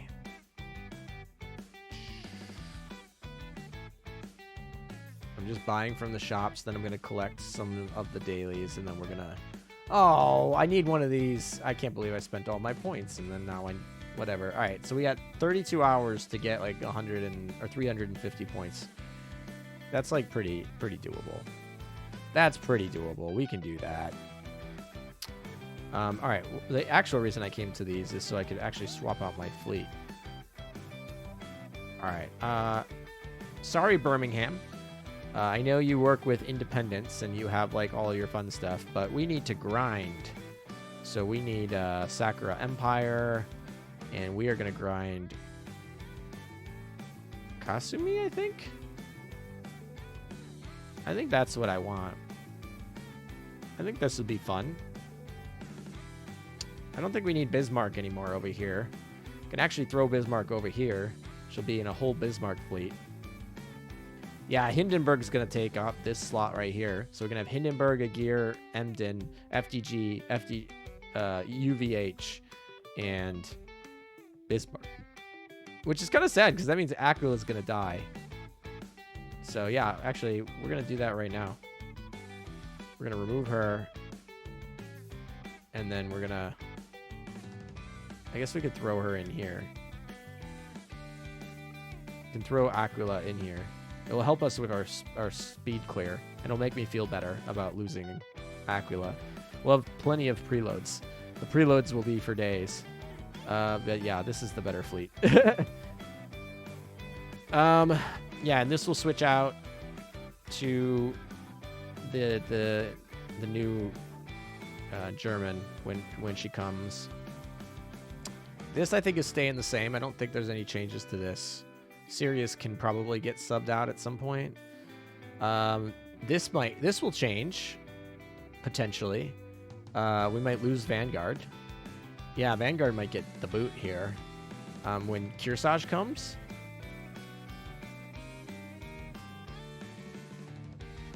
Yeah, I don't know. Yeah, you might do that. Hindenburg will probably be my next one. Had to go for that DR USS BV. Yeah, she's so good. So good. I don't know. I'll have to rework my fleet because obviously this one's always the mob fleet. Yeah, that's probably overkill. We're probably fine.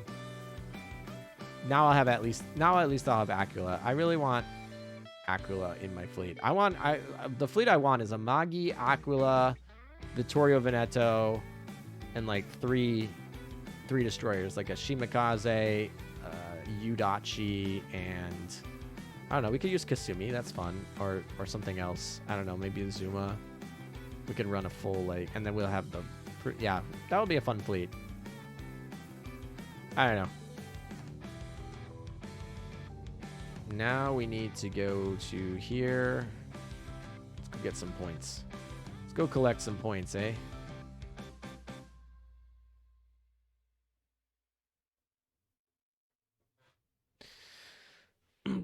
Yeah, I need to get a Magi to be the flagship of one of my Opsais. That way she can run around and... yeah, that way she can run around. Let's see. Is there a way for me to get 4 IJN and still keep the Italian destroyer we got there? Not really. I guess I could swap out the Italian destroyer later. I could swap out the Italian destroyer and Aquila for a Magi and Yubari. That would be the actual... That's the actual play. That's what I'll be doing. And then we'll try and see... I don't know. I kind of want to run an Italian fleet in Opsai. But it's not better than the German fleet. It's not better than the carrier fleet. It's not better than the battleship fleet. So it's kind of hard. We're running out of spots. Aquila's days are being numbered in PvP and in Opsai.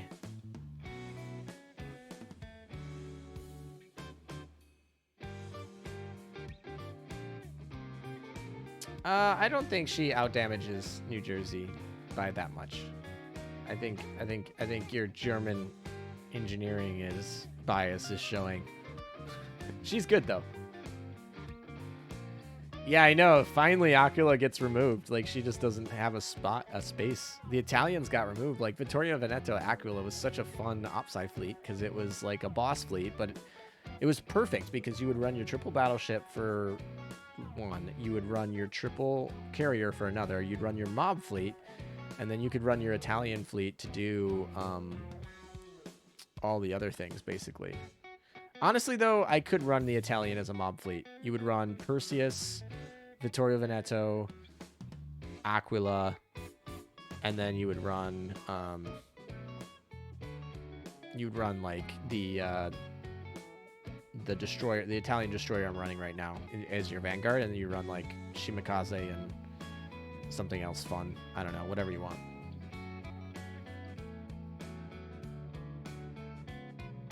New Jersey's burn damage doesn't show up on the combat screen, so the damage between New Jersey and New Bisco is closer than it seems. Oh, you could run Duca, by the way. Duca's a good option. You could run Duca, Noshiru, and Shimakaze. That would be actually really good. Now I'm actually like making sense. Yeah, Duca, Noshiro, Shimakaze would be a really good. And then you'd run Vittorio Veneto, Aquila, and Perseus. And that would be a great mob fleet for Opsai. That would basically be able to take you through the whole thing. And then yeah, you would have an Italian fleet just fine. Honestly, though, you don't even need triple Italians for Vittorio Veneto with a fire control radar. So you could run, actually run a Magi and then run a triple IJN Vanguard, like torpedoes. And then you could actually be your torpedo fleet. That's actually what I'm probably going to make this at some point. But I always use Opsai for my grind fleet. And that's the hard part. I use it for the grind fleet, so I always have to run like suboptimal things to just grind. Like right now, I'm running the Vanguard is pretty suboptimal. New Jersey, I don't know. I don't know if New Jersey is straight worse than Bismarck. I don't agree with that. I think they're both very good, but here's the thing: Bismarck benefits from being in a full Iron Blood faction. New Jersey needs one other U.S. ship to be good, but it doesn't need anything else. So, in a triple battleship fleet, which is going to be using Musashi, obviously, likely to use Vanguard, like, the opportunity cost of using New Jersey is so much better than if you were using like Bismarck in OpSci. We're talking about in OpSci because OpSci you have multiple fleets. So the opportunity cost of using New Jersey there is just better.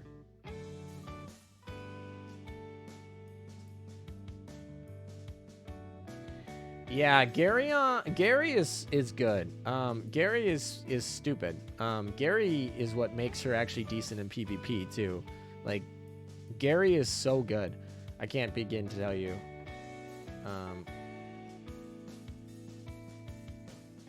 Oh, yes. If you don't have another Eagle Union in your fleet, you need one. Like, you need another Eagle Union in your fleet to run New Jersey. It is so bad to run New Jersey without another Eagle Union.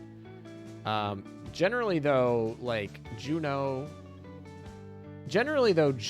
is in PvP. Helena is in boss fleets. And everyone wants to use the Manju item, and Anchorage can be used anywhere. Like, it's so easy to fit an Eagle Union in a New Jersey fleet. Like, it's not a struggle. You're not really compromising too much. Like, you run Helena on your CB fleet. That's kind of weird for timing. I guess you would have to not put on the SG radar. I don't like that because I like running like Kasumi or whatever. Why do I keep forgetting her name? Kagas. You know what? Let me go look up her stinking name because this is twice now that I can't remember her name. Kazagumo. I use this ship all the time. She's one of my most used ships. I like this ship a lot. And I just could not remember her name today. I like running Kazagumo, and you need something for survivability and anti-air. And Helena's just not in my thing. I just run an anti-air ship, Kazagumo. Depending on what I need, I can run like Sirius, or I can run a better tank or something like that.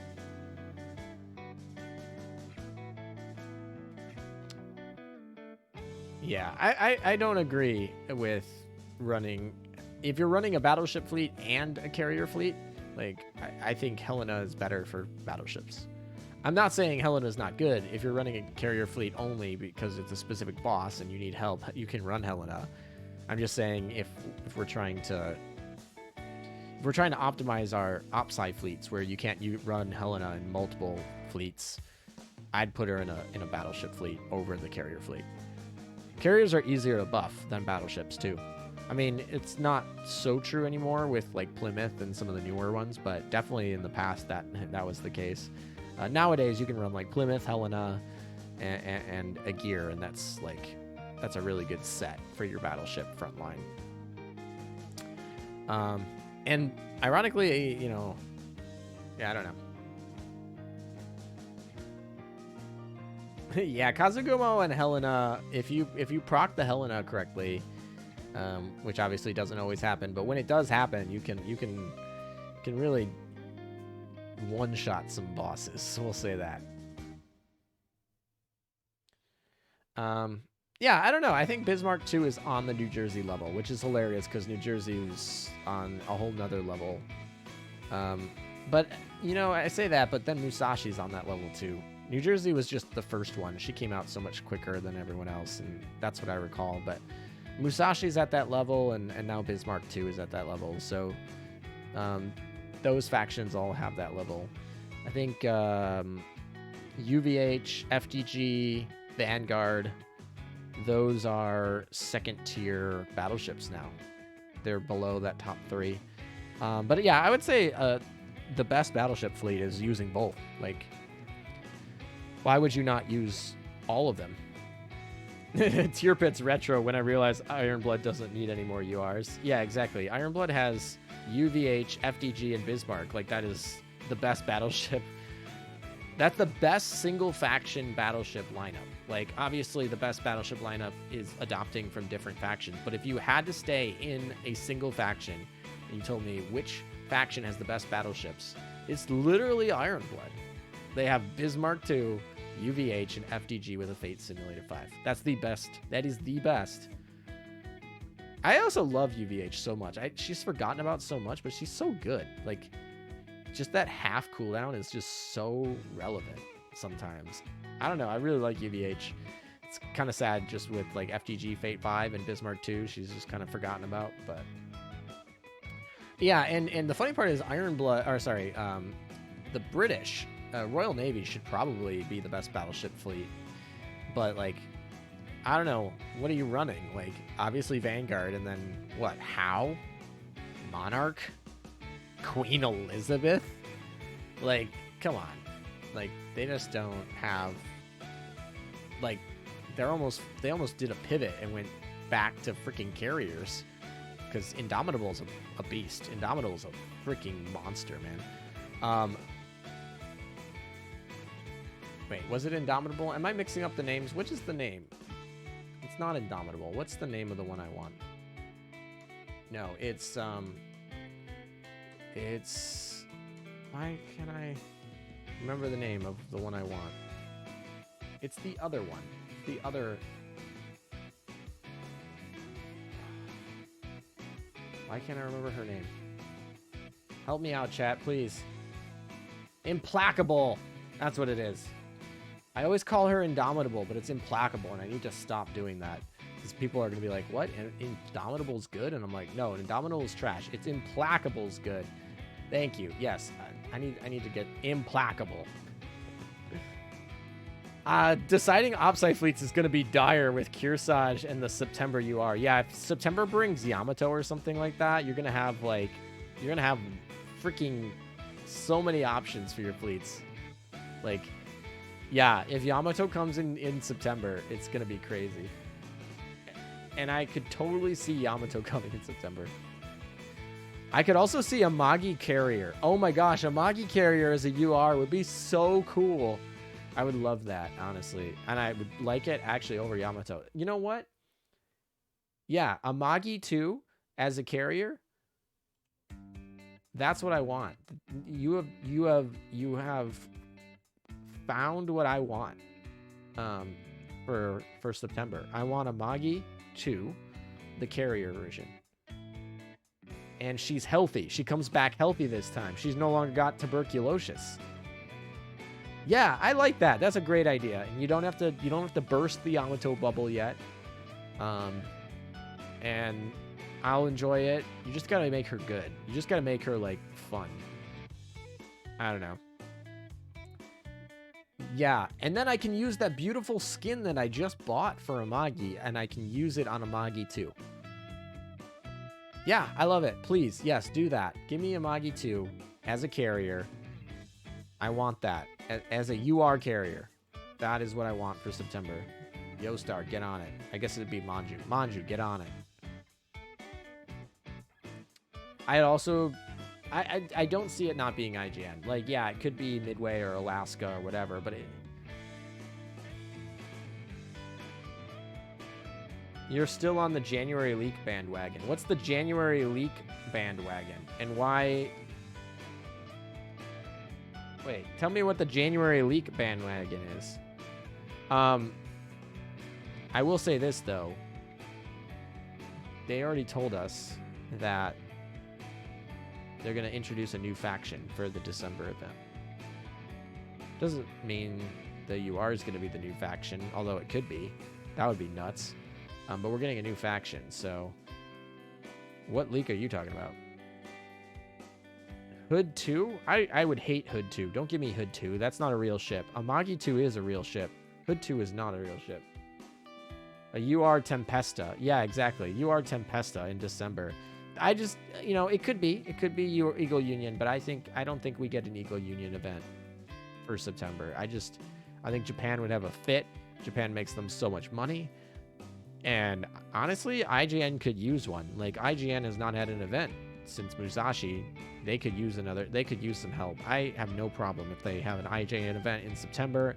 I think it'll make people in Japan happy. I don't think it'll make not anyone. There's always going to be unhappy people. I don't think it will make a significant portion of the fan base in global mad. I think it'll make actually most of them happy. I think we're going to get an IGN event. There's almost no downside to doing that. Whether you bring out Yamato, whether you bring out Amagi 2, or you bring out like someone else, like There's so many Japanese ships they can do that would be fun. Just don't screw up the event, and I don't think they will. If they give us a UR sub, that will screw up the event. I tell you right now, they give me a freaking UR sub for the, what is it, 6th anniversary or whatever, 5th, 7th anniversary, whatever it ends up being. If they give me a freaking UR sub for the, I think it's 6th, for the 6th anniversary, I'm gonna be fucking mad. UR transport ship. They're just gonna give you like Kashino. They're gonna give you like a Kashino cow that like freaking. Yes, you're right. It's gonna be fun.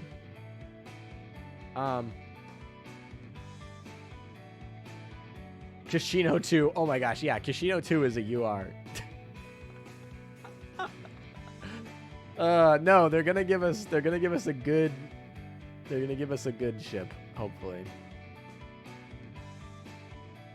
Kashino 2, but lolly. A thick lolly. Oh boy. Why am I... What's going on? What's going on? I'm lagging. Did my internet die? Hello, can you hear me? A French UR event needs to happen, but I'd be sad. By the way, who told me what are the January leaks? If you can hear me. Can anyone hear me? If you can hear me, tell me what the January leaks are. Because if you're talking about what I'm thinking you're talking about, then I'm not really too... Okay, you can still hear me. So I don't know why this is lagged. Alright, well, I might have to reset the game here. When will PR5 get Fate Sim? I think the non-DRs will probably get their Fate Sims maybe September? I would think August, September. I would say the latest I would expect would be... I would say probably end of September is when you might get them. Could be as early as August. Could be as late as like November. But somewhere between August and November of this year, I would say. And it's only going to be for the PRs. It's not going to be for any of the DRs. PR4 DR Fate Sim, they don't have a typical schedule for that. I would imagine that's going to be later. I imagine that's not going to be right away. Okay, so I guess we just finished that. I'm not sure what just happened there, but cool. We fixed that. Last year we got PR4 with Ian Anniversary. Yeah, I would say as early as August, as late as November. Somewhere between August and November. It could be anywhere. Augment 1, PR1 should get Augment. I mean, sure, why not? PR1 sucks, so... Which is funny, because I'm pretty sure my first video of, like, talking about PvP on this channel was talking about how busted St. Louis was. Oh, how far we have come. Pretty sure, like, 1,000 people watched that video only. It is kind of weird. I'm at this point, though, where I've kind of almost saturated the Azure Lane market, because I see when like people leave the game because they just unsubscribe from me when they leave the game, which makes sense, right? Why are you going to subscribe to somebody who is talking about a game that you no longer play? I get it. And so I see like when there's exoduses in the game because there'll be a bunch of unsubscribes. And the funniest part is sometimes they won't do it immediately. They'll do it when I post my next video. So let's say there's an exodus from the game and then I don't post a video for like 2 weeks. When the video gets posted, they'll all quit on the day. They'll all unsubscribe on the day I post the video. So usually the days I post videos, I get negative subscribers and then I gain them all back right afterward, because it's the people reminding themselves, oh, I don't play Azure Lane anymore. I'm going to unsubscribe because this came up in my feed, which I think is funny. So I made this joke to Miss Meta. I said, if I just stop posting videos, I'll grow faster, which is not technically true. but it feels like that some way. It'd be like people will forget to unsubscribe. But new people are picking up the game, right? So I wouldn't. The game's not really dying. It's just new people are picking up the game at a similar rate that people are leaving, but it's just the way that they subscribe to my channel is in this funny thing. It's when I post a video, the old ones leave, and then the new ones take a second to find it because they're not subscribed already, so they have to get recommended to it. And I don't post like every week now, so I typically am not on the front page of the Azure Lane keyword. There was a time there was a word, there was like probably about a year there that if you typed in Azure Lane in YouTube, I would show up in the top 3 every time for pretty much everyone in almost any location that didn't have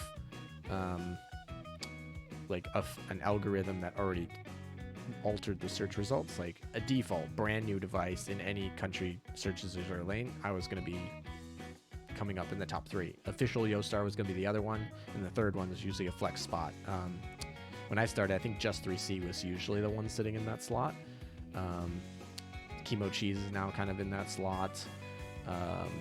Or really like the random meme video of the day, or if like some big YouTuber went to, like some VTuber came in and played Azure Lane, it would be in that slot. But yeah, these days, so you're gonna let Azure Lane screen be that small? Oh, what did I do? Oh.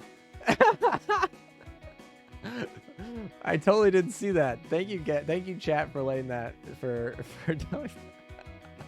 I totally didn't see that. That's hilarious. All right, we fixed that. Sorry about that.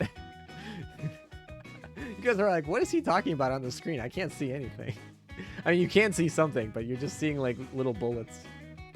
I was so confused when Stone Pilot's first time chat was AL mini screen stream for the win, LOL. And I was like, this doesn't make any sense. I don't know what that means. And then now it makes total sense. Oh my gosh.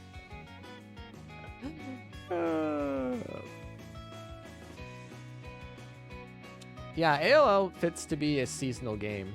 You come in for the UR events, and you know what?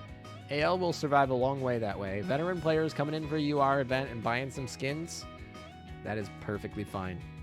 That'll keep the server running for quite a while. Veteran whales coming in and buying skins every 3 months, that'll do it. You'll be fine. And usually those veterans are still logging in pretty frequently. Like they're still keeping the daily active user values up, and I'm not really too concerned.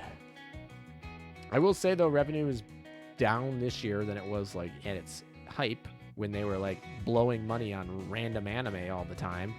I don't think we're going to be doing that anymore, but Azure Lane I think is in a decently stable place. You haven't missed a day in 3 years. That is amazing. That is impressive. And I know a lot of people that can say that, but that also is probably biased towards the fact that I run a channel called Azure Lane Meta. So I have a little bit of a bias of who I interact with on my Discord server. Just a little bit. Just a tiny, little bit of a bias. Selection bias, so to speak.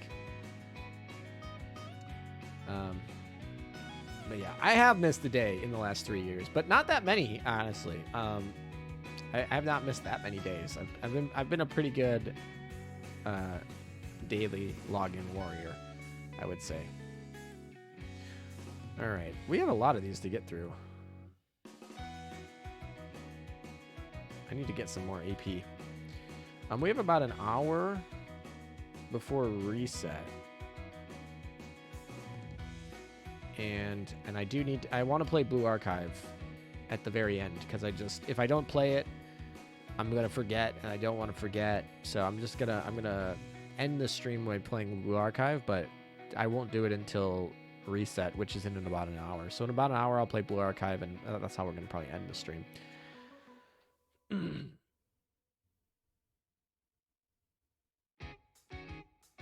Blue Archive is great. I don't think Blue Archive is better than Azure Lane. I really do not believe in any way other than the lore is Blue Archive better. Well, Blue Archive gives L2D skins to every character for free. That's something Azure Lane doesn't do. But Azure Lane gives gacha rates that are free-to-play friendly, and Blue Archive doesn't do that. I mean, they have to monetize the servers somehow. They do it in different ways. So that's not really a better thing. It's more of a different thing. I would say, yeah, Azure Lane's just better than Blue Archive, but there are some benefits. Like, Blue Archive is totally geared towards being a secondary game. It's totally geared to logging in once a day, spending 15 minutes on it, and just being like a casual waifu collector that you will read the story. The story is better. I've been told the story is better. From what I know of both stories, it sounds like it's better. So you have a better story.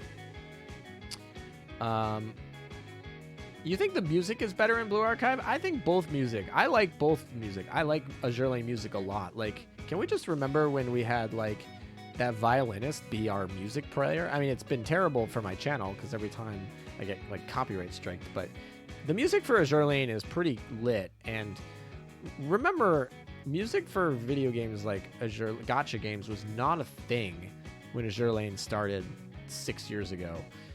Now it's a thing, and Blue Archive music is bopping too. But I can't definitively say Azure Lane music is worse than Blue Archive music. Azure Lane monetization is the preferred way to do it for me as well. I'd rather pay to look nice than have it pay to get the girls you need and then have them look nice. You can do it either way. There's two ways to do it. Some people have their own preferences. That's a personal preference thing. I prefer Azure Lane's monetization structure better. And Blue Archive is free-to-play friendly, by the way. I'm talking about Blue Archive not being free-to-play friendly, but I am playing Blue Archive free-to-play friendly. I have a pretty top-tier fleet. I call it a fleet. A pretty top-tier team. I have not spent a dime on the game. I'm rank 2 in PvP. My highest ever. I get rank 1 like every week. At least once a week, basically, at this point. So I would say I'm very competitive PvP in Blue Archive. So, and I'm totally 100% free to play. But where I come off in saying that is it takes a lot of effort to be free to play, and I cannot have 100% completion. Just never. You hate Blue Archive. Really?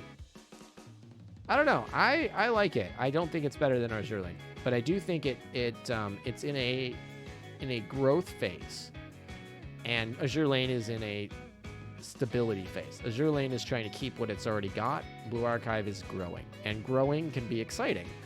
And so I can see, I don't know. Also, Blue Archive has just had some crazy good events. Like, Blue Archive has been crazy good and fun, and Azure Lane has been that way in the past. And every game goes through ebbs and flows where they have perfect events that are just like what everyone wanted to play at the time. And Blue Archive, I feel like, has been that way for the last couple events. I think after Mika comes out, like next month, I think we're going to be kind of going into a Blue Archive lull. But I think for like the last 3 months, Blue Archive has been a super fun game. And it has had like some of the best events it's had in a long time.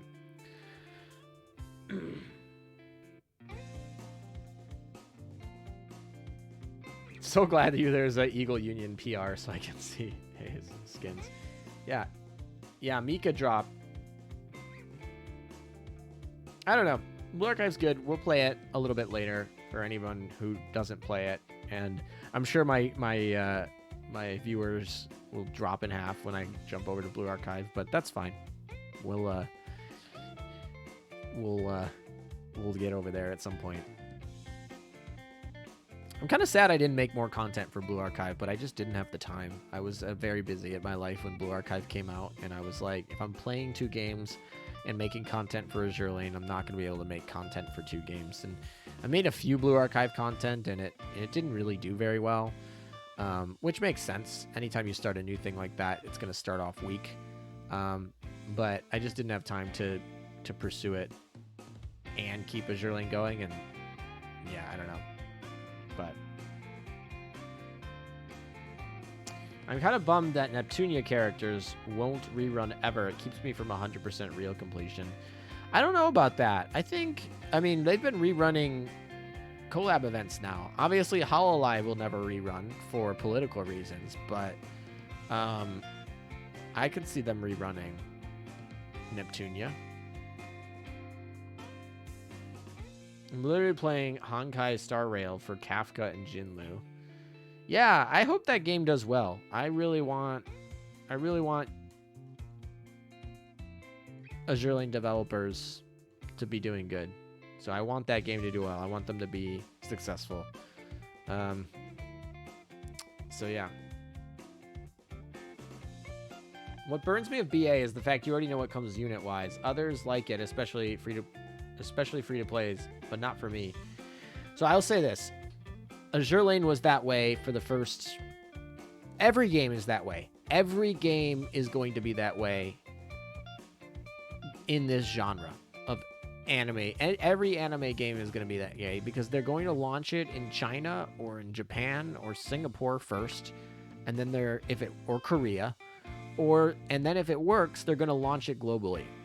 And they're going to copy it. They're going to sell the rights globally, and they're going to copy it. So unless they have a global launch from day one, day one global launch, which is not a thing that most game companies do, then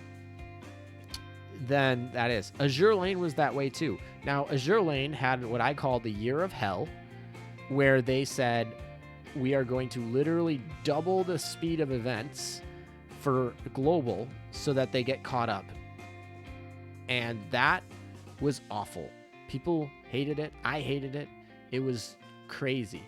I was fortunate that I was at a time in my life where I had a little bit more time. And I was able to keep up. But that was crazy. And I did not like that. It was crunch. It was literally every event would end and a brand new event would start. They would back them back to back to back. And then you'd have... Like, they drop new content, and you would literally have zero oil to do the new content in the world because you're like, well, I need to do the event.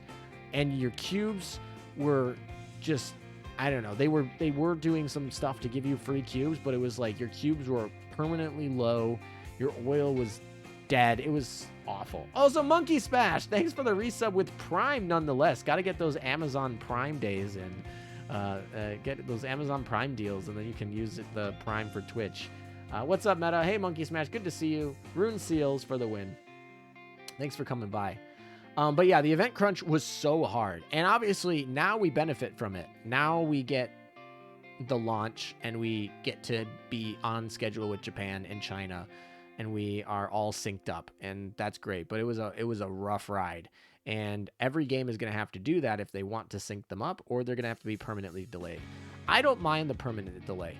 I'm a free-to-play player at heart, even though not all the time I am now, but generally I'm at heart. I won't spend money on a game in the first 6 months. That's just not going to happen. I want to see that the game is going to be good and worth my time. That's whatever. I don't spend money on that in the first 6 months typically, especially gacha games. I might spend money on other games, but gacha games specifically, I don't spend money on gacha games in the first 6 months. So yeah, anyway.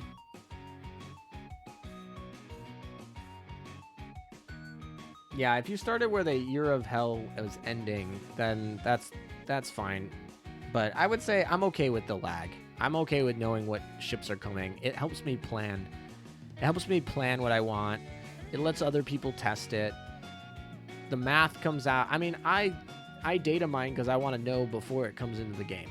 I want to know early. I want to have leaks. I want to data mine. Like when your global server is lagged, you basically get that, however many months early. So I'm okay with that. I know what's going to be happening. It also makes me feel very confident. I know what I know what Blue Archive is going to look like for the next 6 months. Guaranteed. I know what it's going to look like. I've seen it happen before, and I know exactly what's going to happen for the next 6 months of Blue Archive. And that gives me confidence because I know in Japan, Blue Archive is like #1 on the store right now. It's killing it. It's doing well. And I know that Nexon is going to literally copy paste it from Yostar in Japan. They're going to copy paste it, and they're going to do exactly the same thing. It's going to be fine. Sure, there's going to be some weird things, like, I don't know, they're going to like make some stupid Valentine's Day event in the middle of like summer, but I know what it looks like, right? I know it's going to be, I know the game's going to be fun. So I have confidence. It actually makes me more confident in spending in the game, makes me more confident in just the survival of the game, because I know the content that's coming is good. Sure, some people don't like to be spoiled. I love to be spoiled. Spoil me as much as possible. I want to know. I'm a curious cat over here. I'd like to know as soon as you know. I'll take it. Day one player. I remember the pain all too well. Yes, that was a very rough year, I would say. I do not wish that on anyone. If that were to happen like this year with Azure, I would not be able to keep it up. I would burn out. I would burn out so happy. And that year burned out a lot of players. I will say there are a lot of players I know that burned out that year. And it's been many years since. And so I've made a lot of new friends in the game. But a lot of my old friends burnt out after that year of catch-up. And they never came back. It ended up being okay because Azure Lane was still growing so fast that the people who burned out were being replaced double by new players. And it was right around COVID too, so like people had more time on their hands, fortunately. So the fact that there was COVID and there was growth, it ended up not killing the game, but there were a lot of people that burned out. Have you watched the new Spideyverse? Is that the new animated one? I've been listening to the soundtrack of it. It sounds dope. I love the art style of it, if that's what we're talking about. Yes, that one. I love the art style. I love the soundtrack, but I have not seen it. I'm trying to convince Miss Meta to come watch it. She's a really big movie person, but she does not like superhero movies. But she always wants to go to the movies. And I like being able to support films. I love going to the anime days. Usually one day a month, my local movie theater will put on an anime movie from... a lot of times it's a Ghibli movie, but sometimes they'll do like, Sword Art Online or Attack on Titan or just You or whatever. They'll do whatever's really hot, like the most... not generic, but like the hottest trend, like nothing niche. Over in Japan, they'll bring like one over. They'll have it for they'll have 2 showings. They'll have a dub showing and a sub showing for like one day. They'll have like 3 showings. So I like going to those. Yeah. She does not come with me to those. But she does like going to other movies. She keeps me at least somewhat knowing what. If I was not with Miss Meta, I would know basically 0 Hollywood movies. I don't really watch movies. They're not my thing. Slacker, grind harder. Hi, Racist. How's it going? Good to see you, mate. You missed all of our PR talk, or maybe you were here and just lurking. I don't know. How long do you think I'll stream today? So I'm gonna stream Azure Lane until the PvP reset. Then I will switch to Blue Archive and do my dailies, and then I am out of here. So I would say probably about an hour and a half more from now. Unless I get a call. Was it last week I was off for vacation, and the week before that I got a call and had to run like midstream. Not really in an emergency, but I had a very important meeting with somebody. And they called me and were like, hey, I'm an hour early. Can we have our meeting an hour early? And I was like, hold up. So that was what happened 2 weeks ago. If I just kind of like left really, really promptly, I just had an important meeting that the person called me midstream and was like, can I move that up an hour? And I was like, you mean to now? And they're like, yeah. All right, give me a second. I'm gonna be late, but I guess I'll be there. So anyway, so yeah, I feel like, and then the rest of the summer should be cleaner. I don't know. I got so many projects to work on this summer that are not gaming related, and it makes me sad because I like my gaming related projects, but I have other projects I need to do IRL, and it's just eating so much of my time. I just want to come back and stream and make content more, but I have other projects I have to do. But I do have these Fridays where I can stream midday. I wish I had better time for the people who live in Asia. This is a really crappy time for people who live in Asia and Australia, like Oceanic.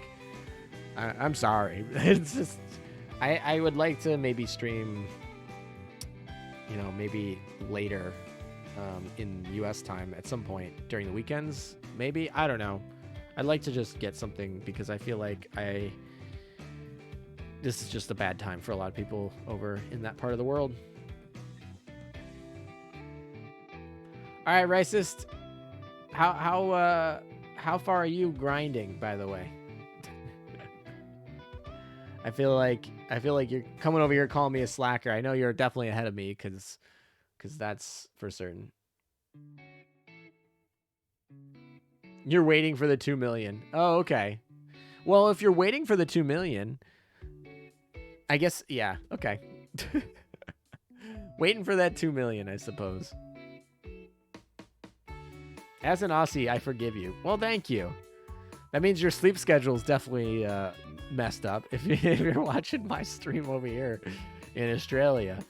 But welcome. I was supposed to I wanted to talk with Noob Asian today, and I don't know. I was like, oh, we never really set a time. I was just thinking around the stream, and then before the stream, I ended up running into some issues that were causing me a lot of headaches today. I had a lot of headaches today. That's for certain. And I was like, oh, I'll just do it after the stream. And I was like, he lives in Australia. Like, that's a terrible time. He's not gonna want to talk. He's gonna go to bed. So yeah, I don't know. That's unfortunate. I'm slowing down for the second experience grind too. Finally, I have a reason to spend all those 2 times books. Well, the second experience grind is where you use the books, yeah, to catch back up. I don't know. Like I said, some people really like to rush. I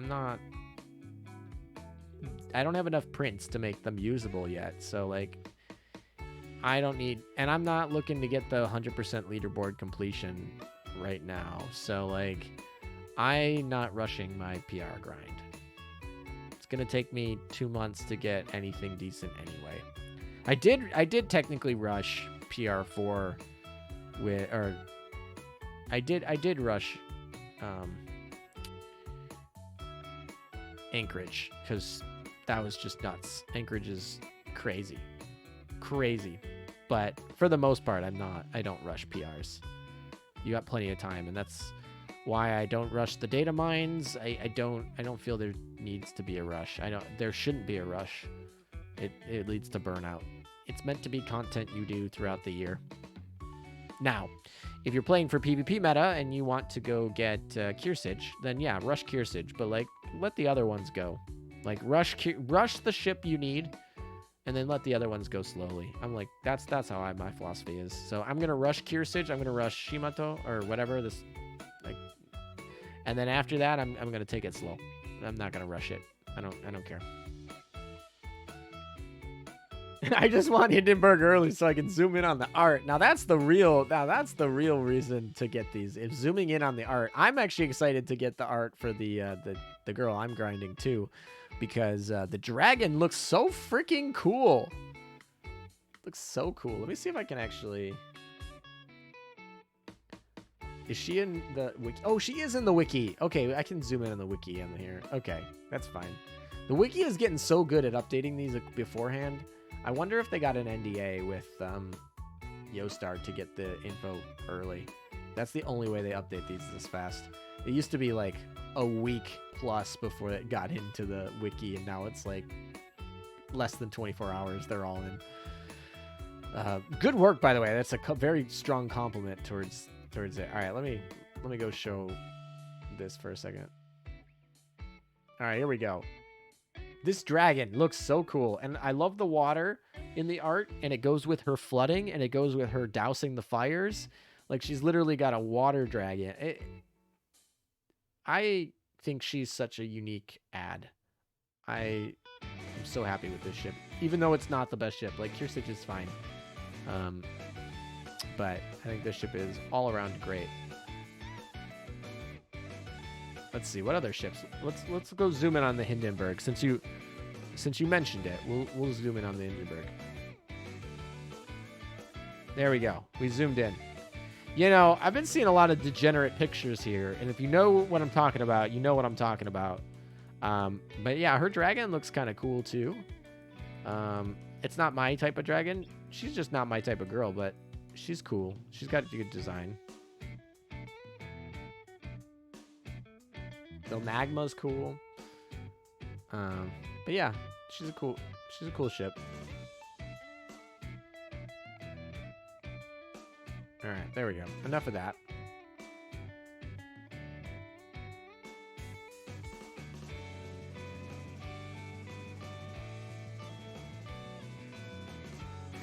That is a banger of splash art. Yeah, it's like Cyber Dragon, Water Dragon vibes from Yu-Gi-Oh. She's all around, like I said. I'm very happy with this PR. I would have really liked if Flanders was not a complete joke.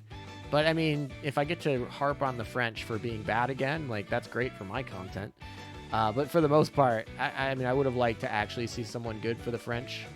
I mean, it technically is an upgrade. Like, she is an upgrade over Jean Bart, so the French did get improved, but it does seem kind of like a slap in the face. But it's fine, whatever. I mean, we can make memes about it. I'm generally pretty happy with this PR season. I gotta say. Okay, so I guess we could do more OpSci.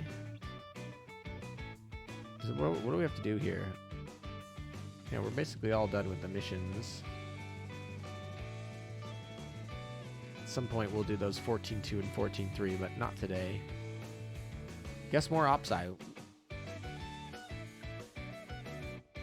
Let's go fight one of these. High difficulty. High difficulty my ass. I'm gonna one-shot this. Maybe. I'm gonna eat my words. I'm pretty sure I'm gonna one-shot this. We'll see. I might have to go call subs. Oh, does it have the heal? Oh my gosh, I think it has the heal. Ah, it does have the heal. Oh, this like, they're like, oh, you want to one-shot this? No.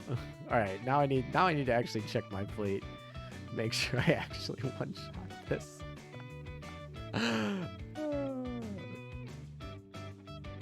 It's got the stupid heal. That's so funny.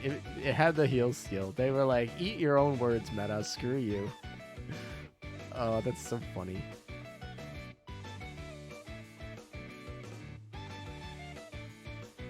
Honestly, the triple battleship fleet might be better right now. So, all right, you know what? We're going to try it with the triple battleship fleet. We're going to hope that Helena procs. Please, Helena. Please, Helena proc.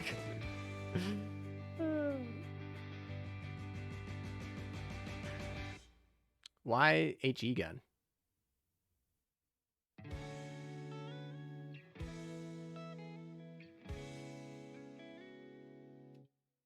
Oh, it's a light armor boss. You're right. Well, I'm definitely not going to one-shot this now. That's fine. Whatever. We'll two-shot it.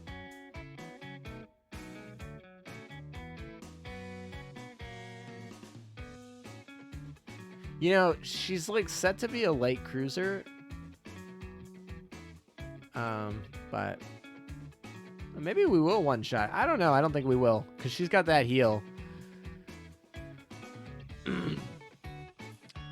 You'll be surprised what armor break does. And Musashi is a beast. Musashi's a beast, and armor break is amazing. Maybe we... No, I don't know. We might get it. She's healing. She's healing. All right, we've actually got through the heal. We might actually just get it. Yeah, Musashi's just too good. Musashi's just like, I don't even need to have the right ammo type. I even get screwed with the heal. And Musashi's just too good. Musashi Helena, just too good. All right, let's look at this damage modifier here. Well, okay, you know, New Jersey doing good. New Jersey gives the armor break, so, you know, whatever. Vanguard also gives the support. It all goes into Musashi over there. Oh, yay. I need more of these.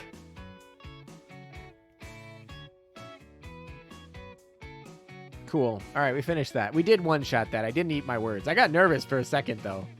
I got nervous there for a second. The heal guy is brutal. All right.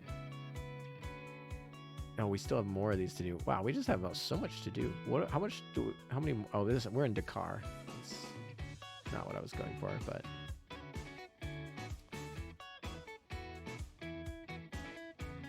All right, more missions. Let's go.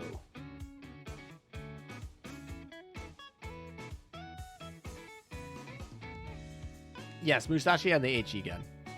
That's the gun I use in PvP. Because that barrage killing out their person is amazing.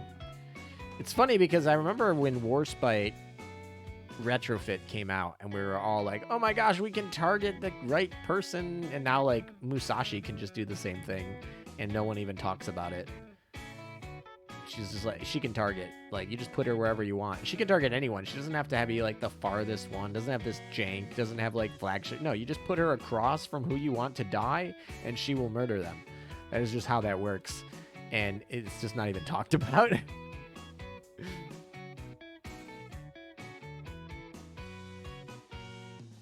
Nightbot doesn't like your comment. I don't know. I don't know what you were trying to say. If you need to post something that Nightbot's gonna yell at you at, you can just send it to me on Discord, I guess. That's probably the best way.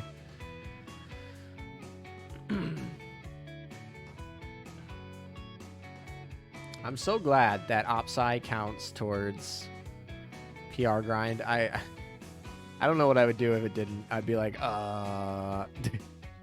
awkward.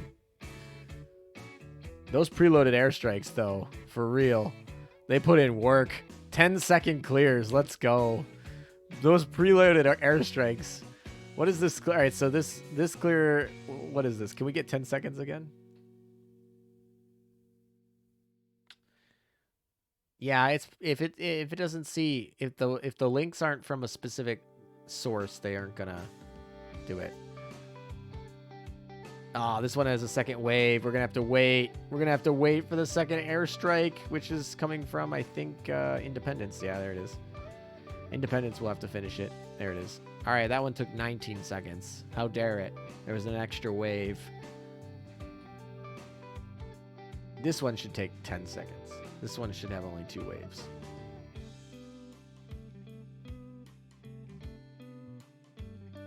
If you want to send it to me, German Engineering, just send me on Discord. I just don't allow, like, suspicious links in my chat. I just don't, you know, there are too many people that can come into chat. I want more people to be able to chat. And if people just come in, like, I don't turn on, like, verify whatever. You don't have to verify your phone number or any of that crap to chat. Because I want, you know, I don't think you should have to give up your anonymity to chat, but by doing that means, you know, anyone can come in and screw around and they can put in viruses, links, and stuff. So I just have that off by default. If you want to send me a link though, send it on Discord, and I have a link checker. It just sends it. It just sends it, checks it, and runs the scripts on a different thing. So I'm not too worried. Oh, it's a YouTube link. Okay. Yeah. All right. Well, I'll probably listen to it in a second. I'm not going to play it on stream because obviously copyright issues, but I'll listen to it.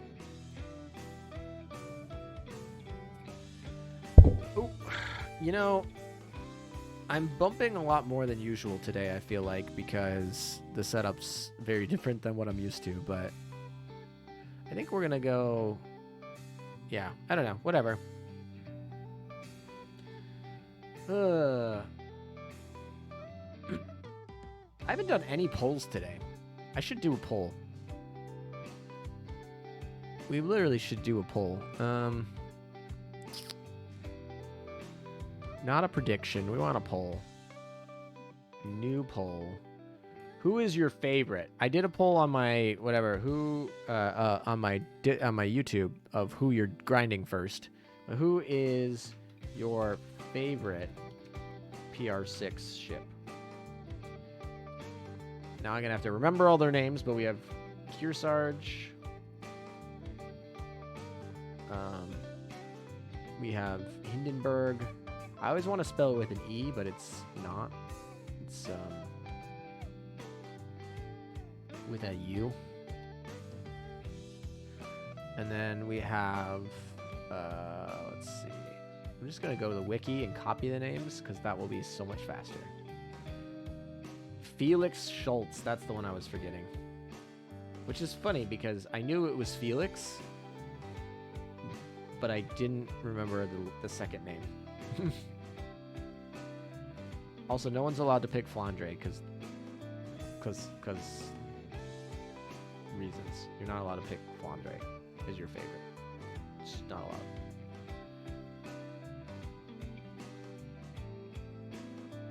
All right, you know what? We'll allow additional votes because if you wanna make your waifu win, you can pay channel points to let your waifu win. Why not? My channel points aren't really used for anything anyway. All right, let's see what people vote. To be fair, you can't use channel points to make me drink water. Zara, thank you for a tier 1 subscription and welcome. Thank you so much. I appreciate it. Laughs in 26,000 points. Oh, you make me hydrate. The funny part is I actually usually bring water to the stream, and I don't have it on me right now. Oh my gosh, everyone's going to make me go drink water. Ah. If you want me to actually go, I will actually go get water. I should get water anyway. My voice is kind of getting hoarse anyway. All right, fine. You're making me get up, go get water. I need to... all right, I'll be back. But anyway, thank you for the subscription, Zariah. And also, hello, Moth. I'm doing all right. Let me also make sure that the bot is going to be doing a map while I'm gone, because there's nothing more like that bothers me about inefficiency of not doing a map while I'm sitting here. So we're just going to do a map, and then I guess we can run an ad. We're going to run an ad. But the people that are sub don't see it, but that's fine. Where do I do my ad? Oh, I'm on an ad break. Because it's in progress. Oh my gosh. I didn't even have to click the in ad. It already knew. All right, I'll be back. I'm going to go get that water for the water I owe people.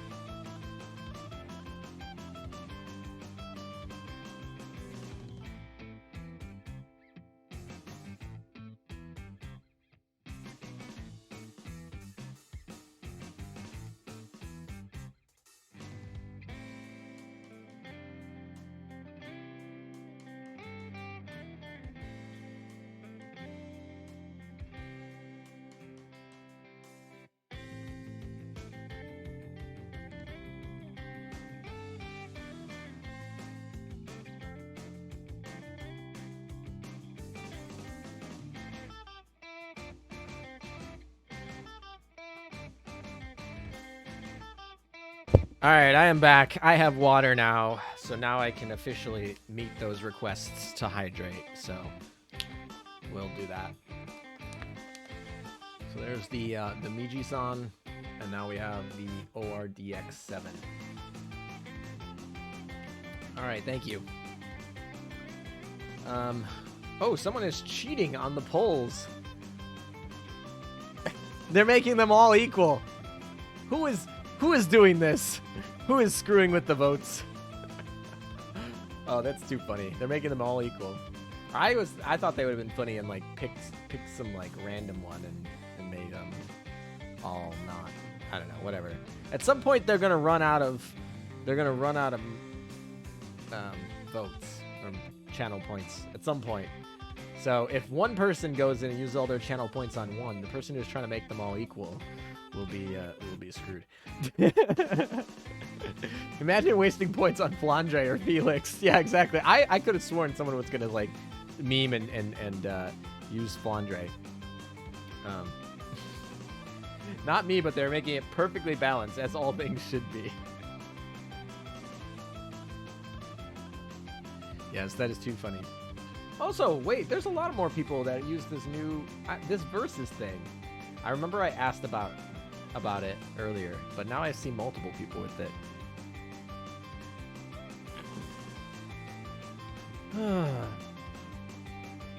Anyway, okay, someone voted a lot for Kiersage. 100 votes for Kiersage. All right, someone own up. Who did it in the vote? Who did it? Who did it? Oh, I can look at it. Who did it, actually? I know who did it. Should I out them? Wasn't me. That reminds me of that song. Wasn't me. I want to play that song. Twitch will yell at me. That's so sad.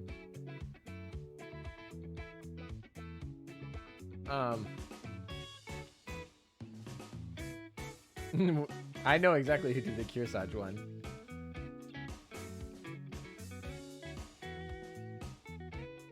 That's too funny. Someone spent 7,100 channel points were used by one person in that poll. Alrighty. Kiersage, did you mean Bochi the Rock? I could have beaten him if I had time.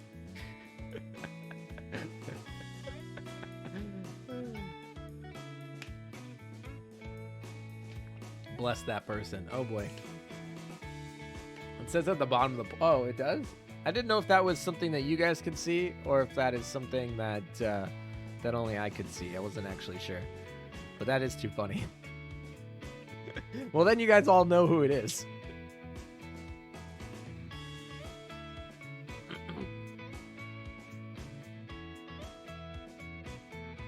All right, do we want to do a real poll where we can't spend channel points? Let's do a real poll where we're not allowed to do channel points. Or what do you guys think? Is that a waste of time? Probably. But we're here to waste time, right? Right.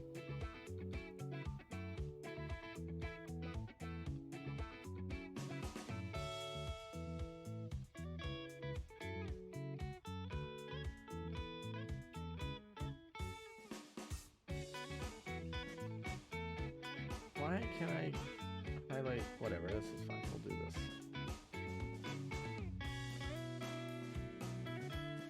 Sorry, I'm just remaking the poll because I cannot apparently copy the last poll.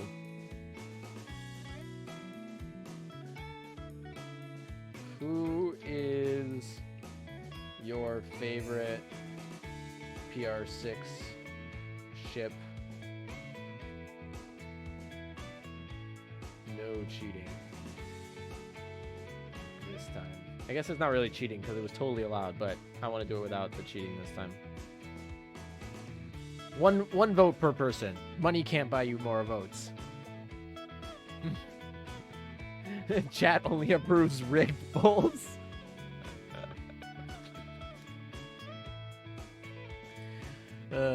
Money can buy you elections on this channel, apparently. It's not even money. It's just almost like devotion or whatever. Not even, that's not the right word. But it's like you literally just get it by sitting in chat. Like you could literally have a bot just watch my stream and you would get the channel points. You could literally just have a bot watch all of my streams and like type in poi and you get like maximum channel points. So it's not even money, but it's a currency, I guess. Technically is kind of money because you watching my streams that much, which gives you channel points, is you watching advertisements, which is technically paying me. So technically somewhere around there, your attention is monetizable, and thus your channel points is kind of like money, because money is just time, right? Money is just time. It's the tangible view of time, especially fiat currencies.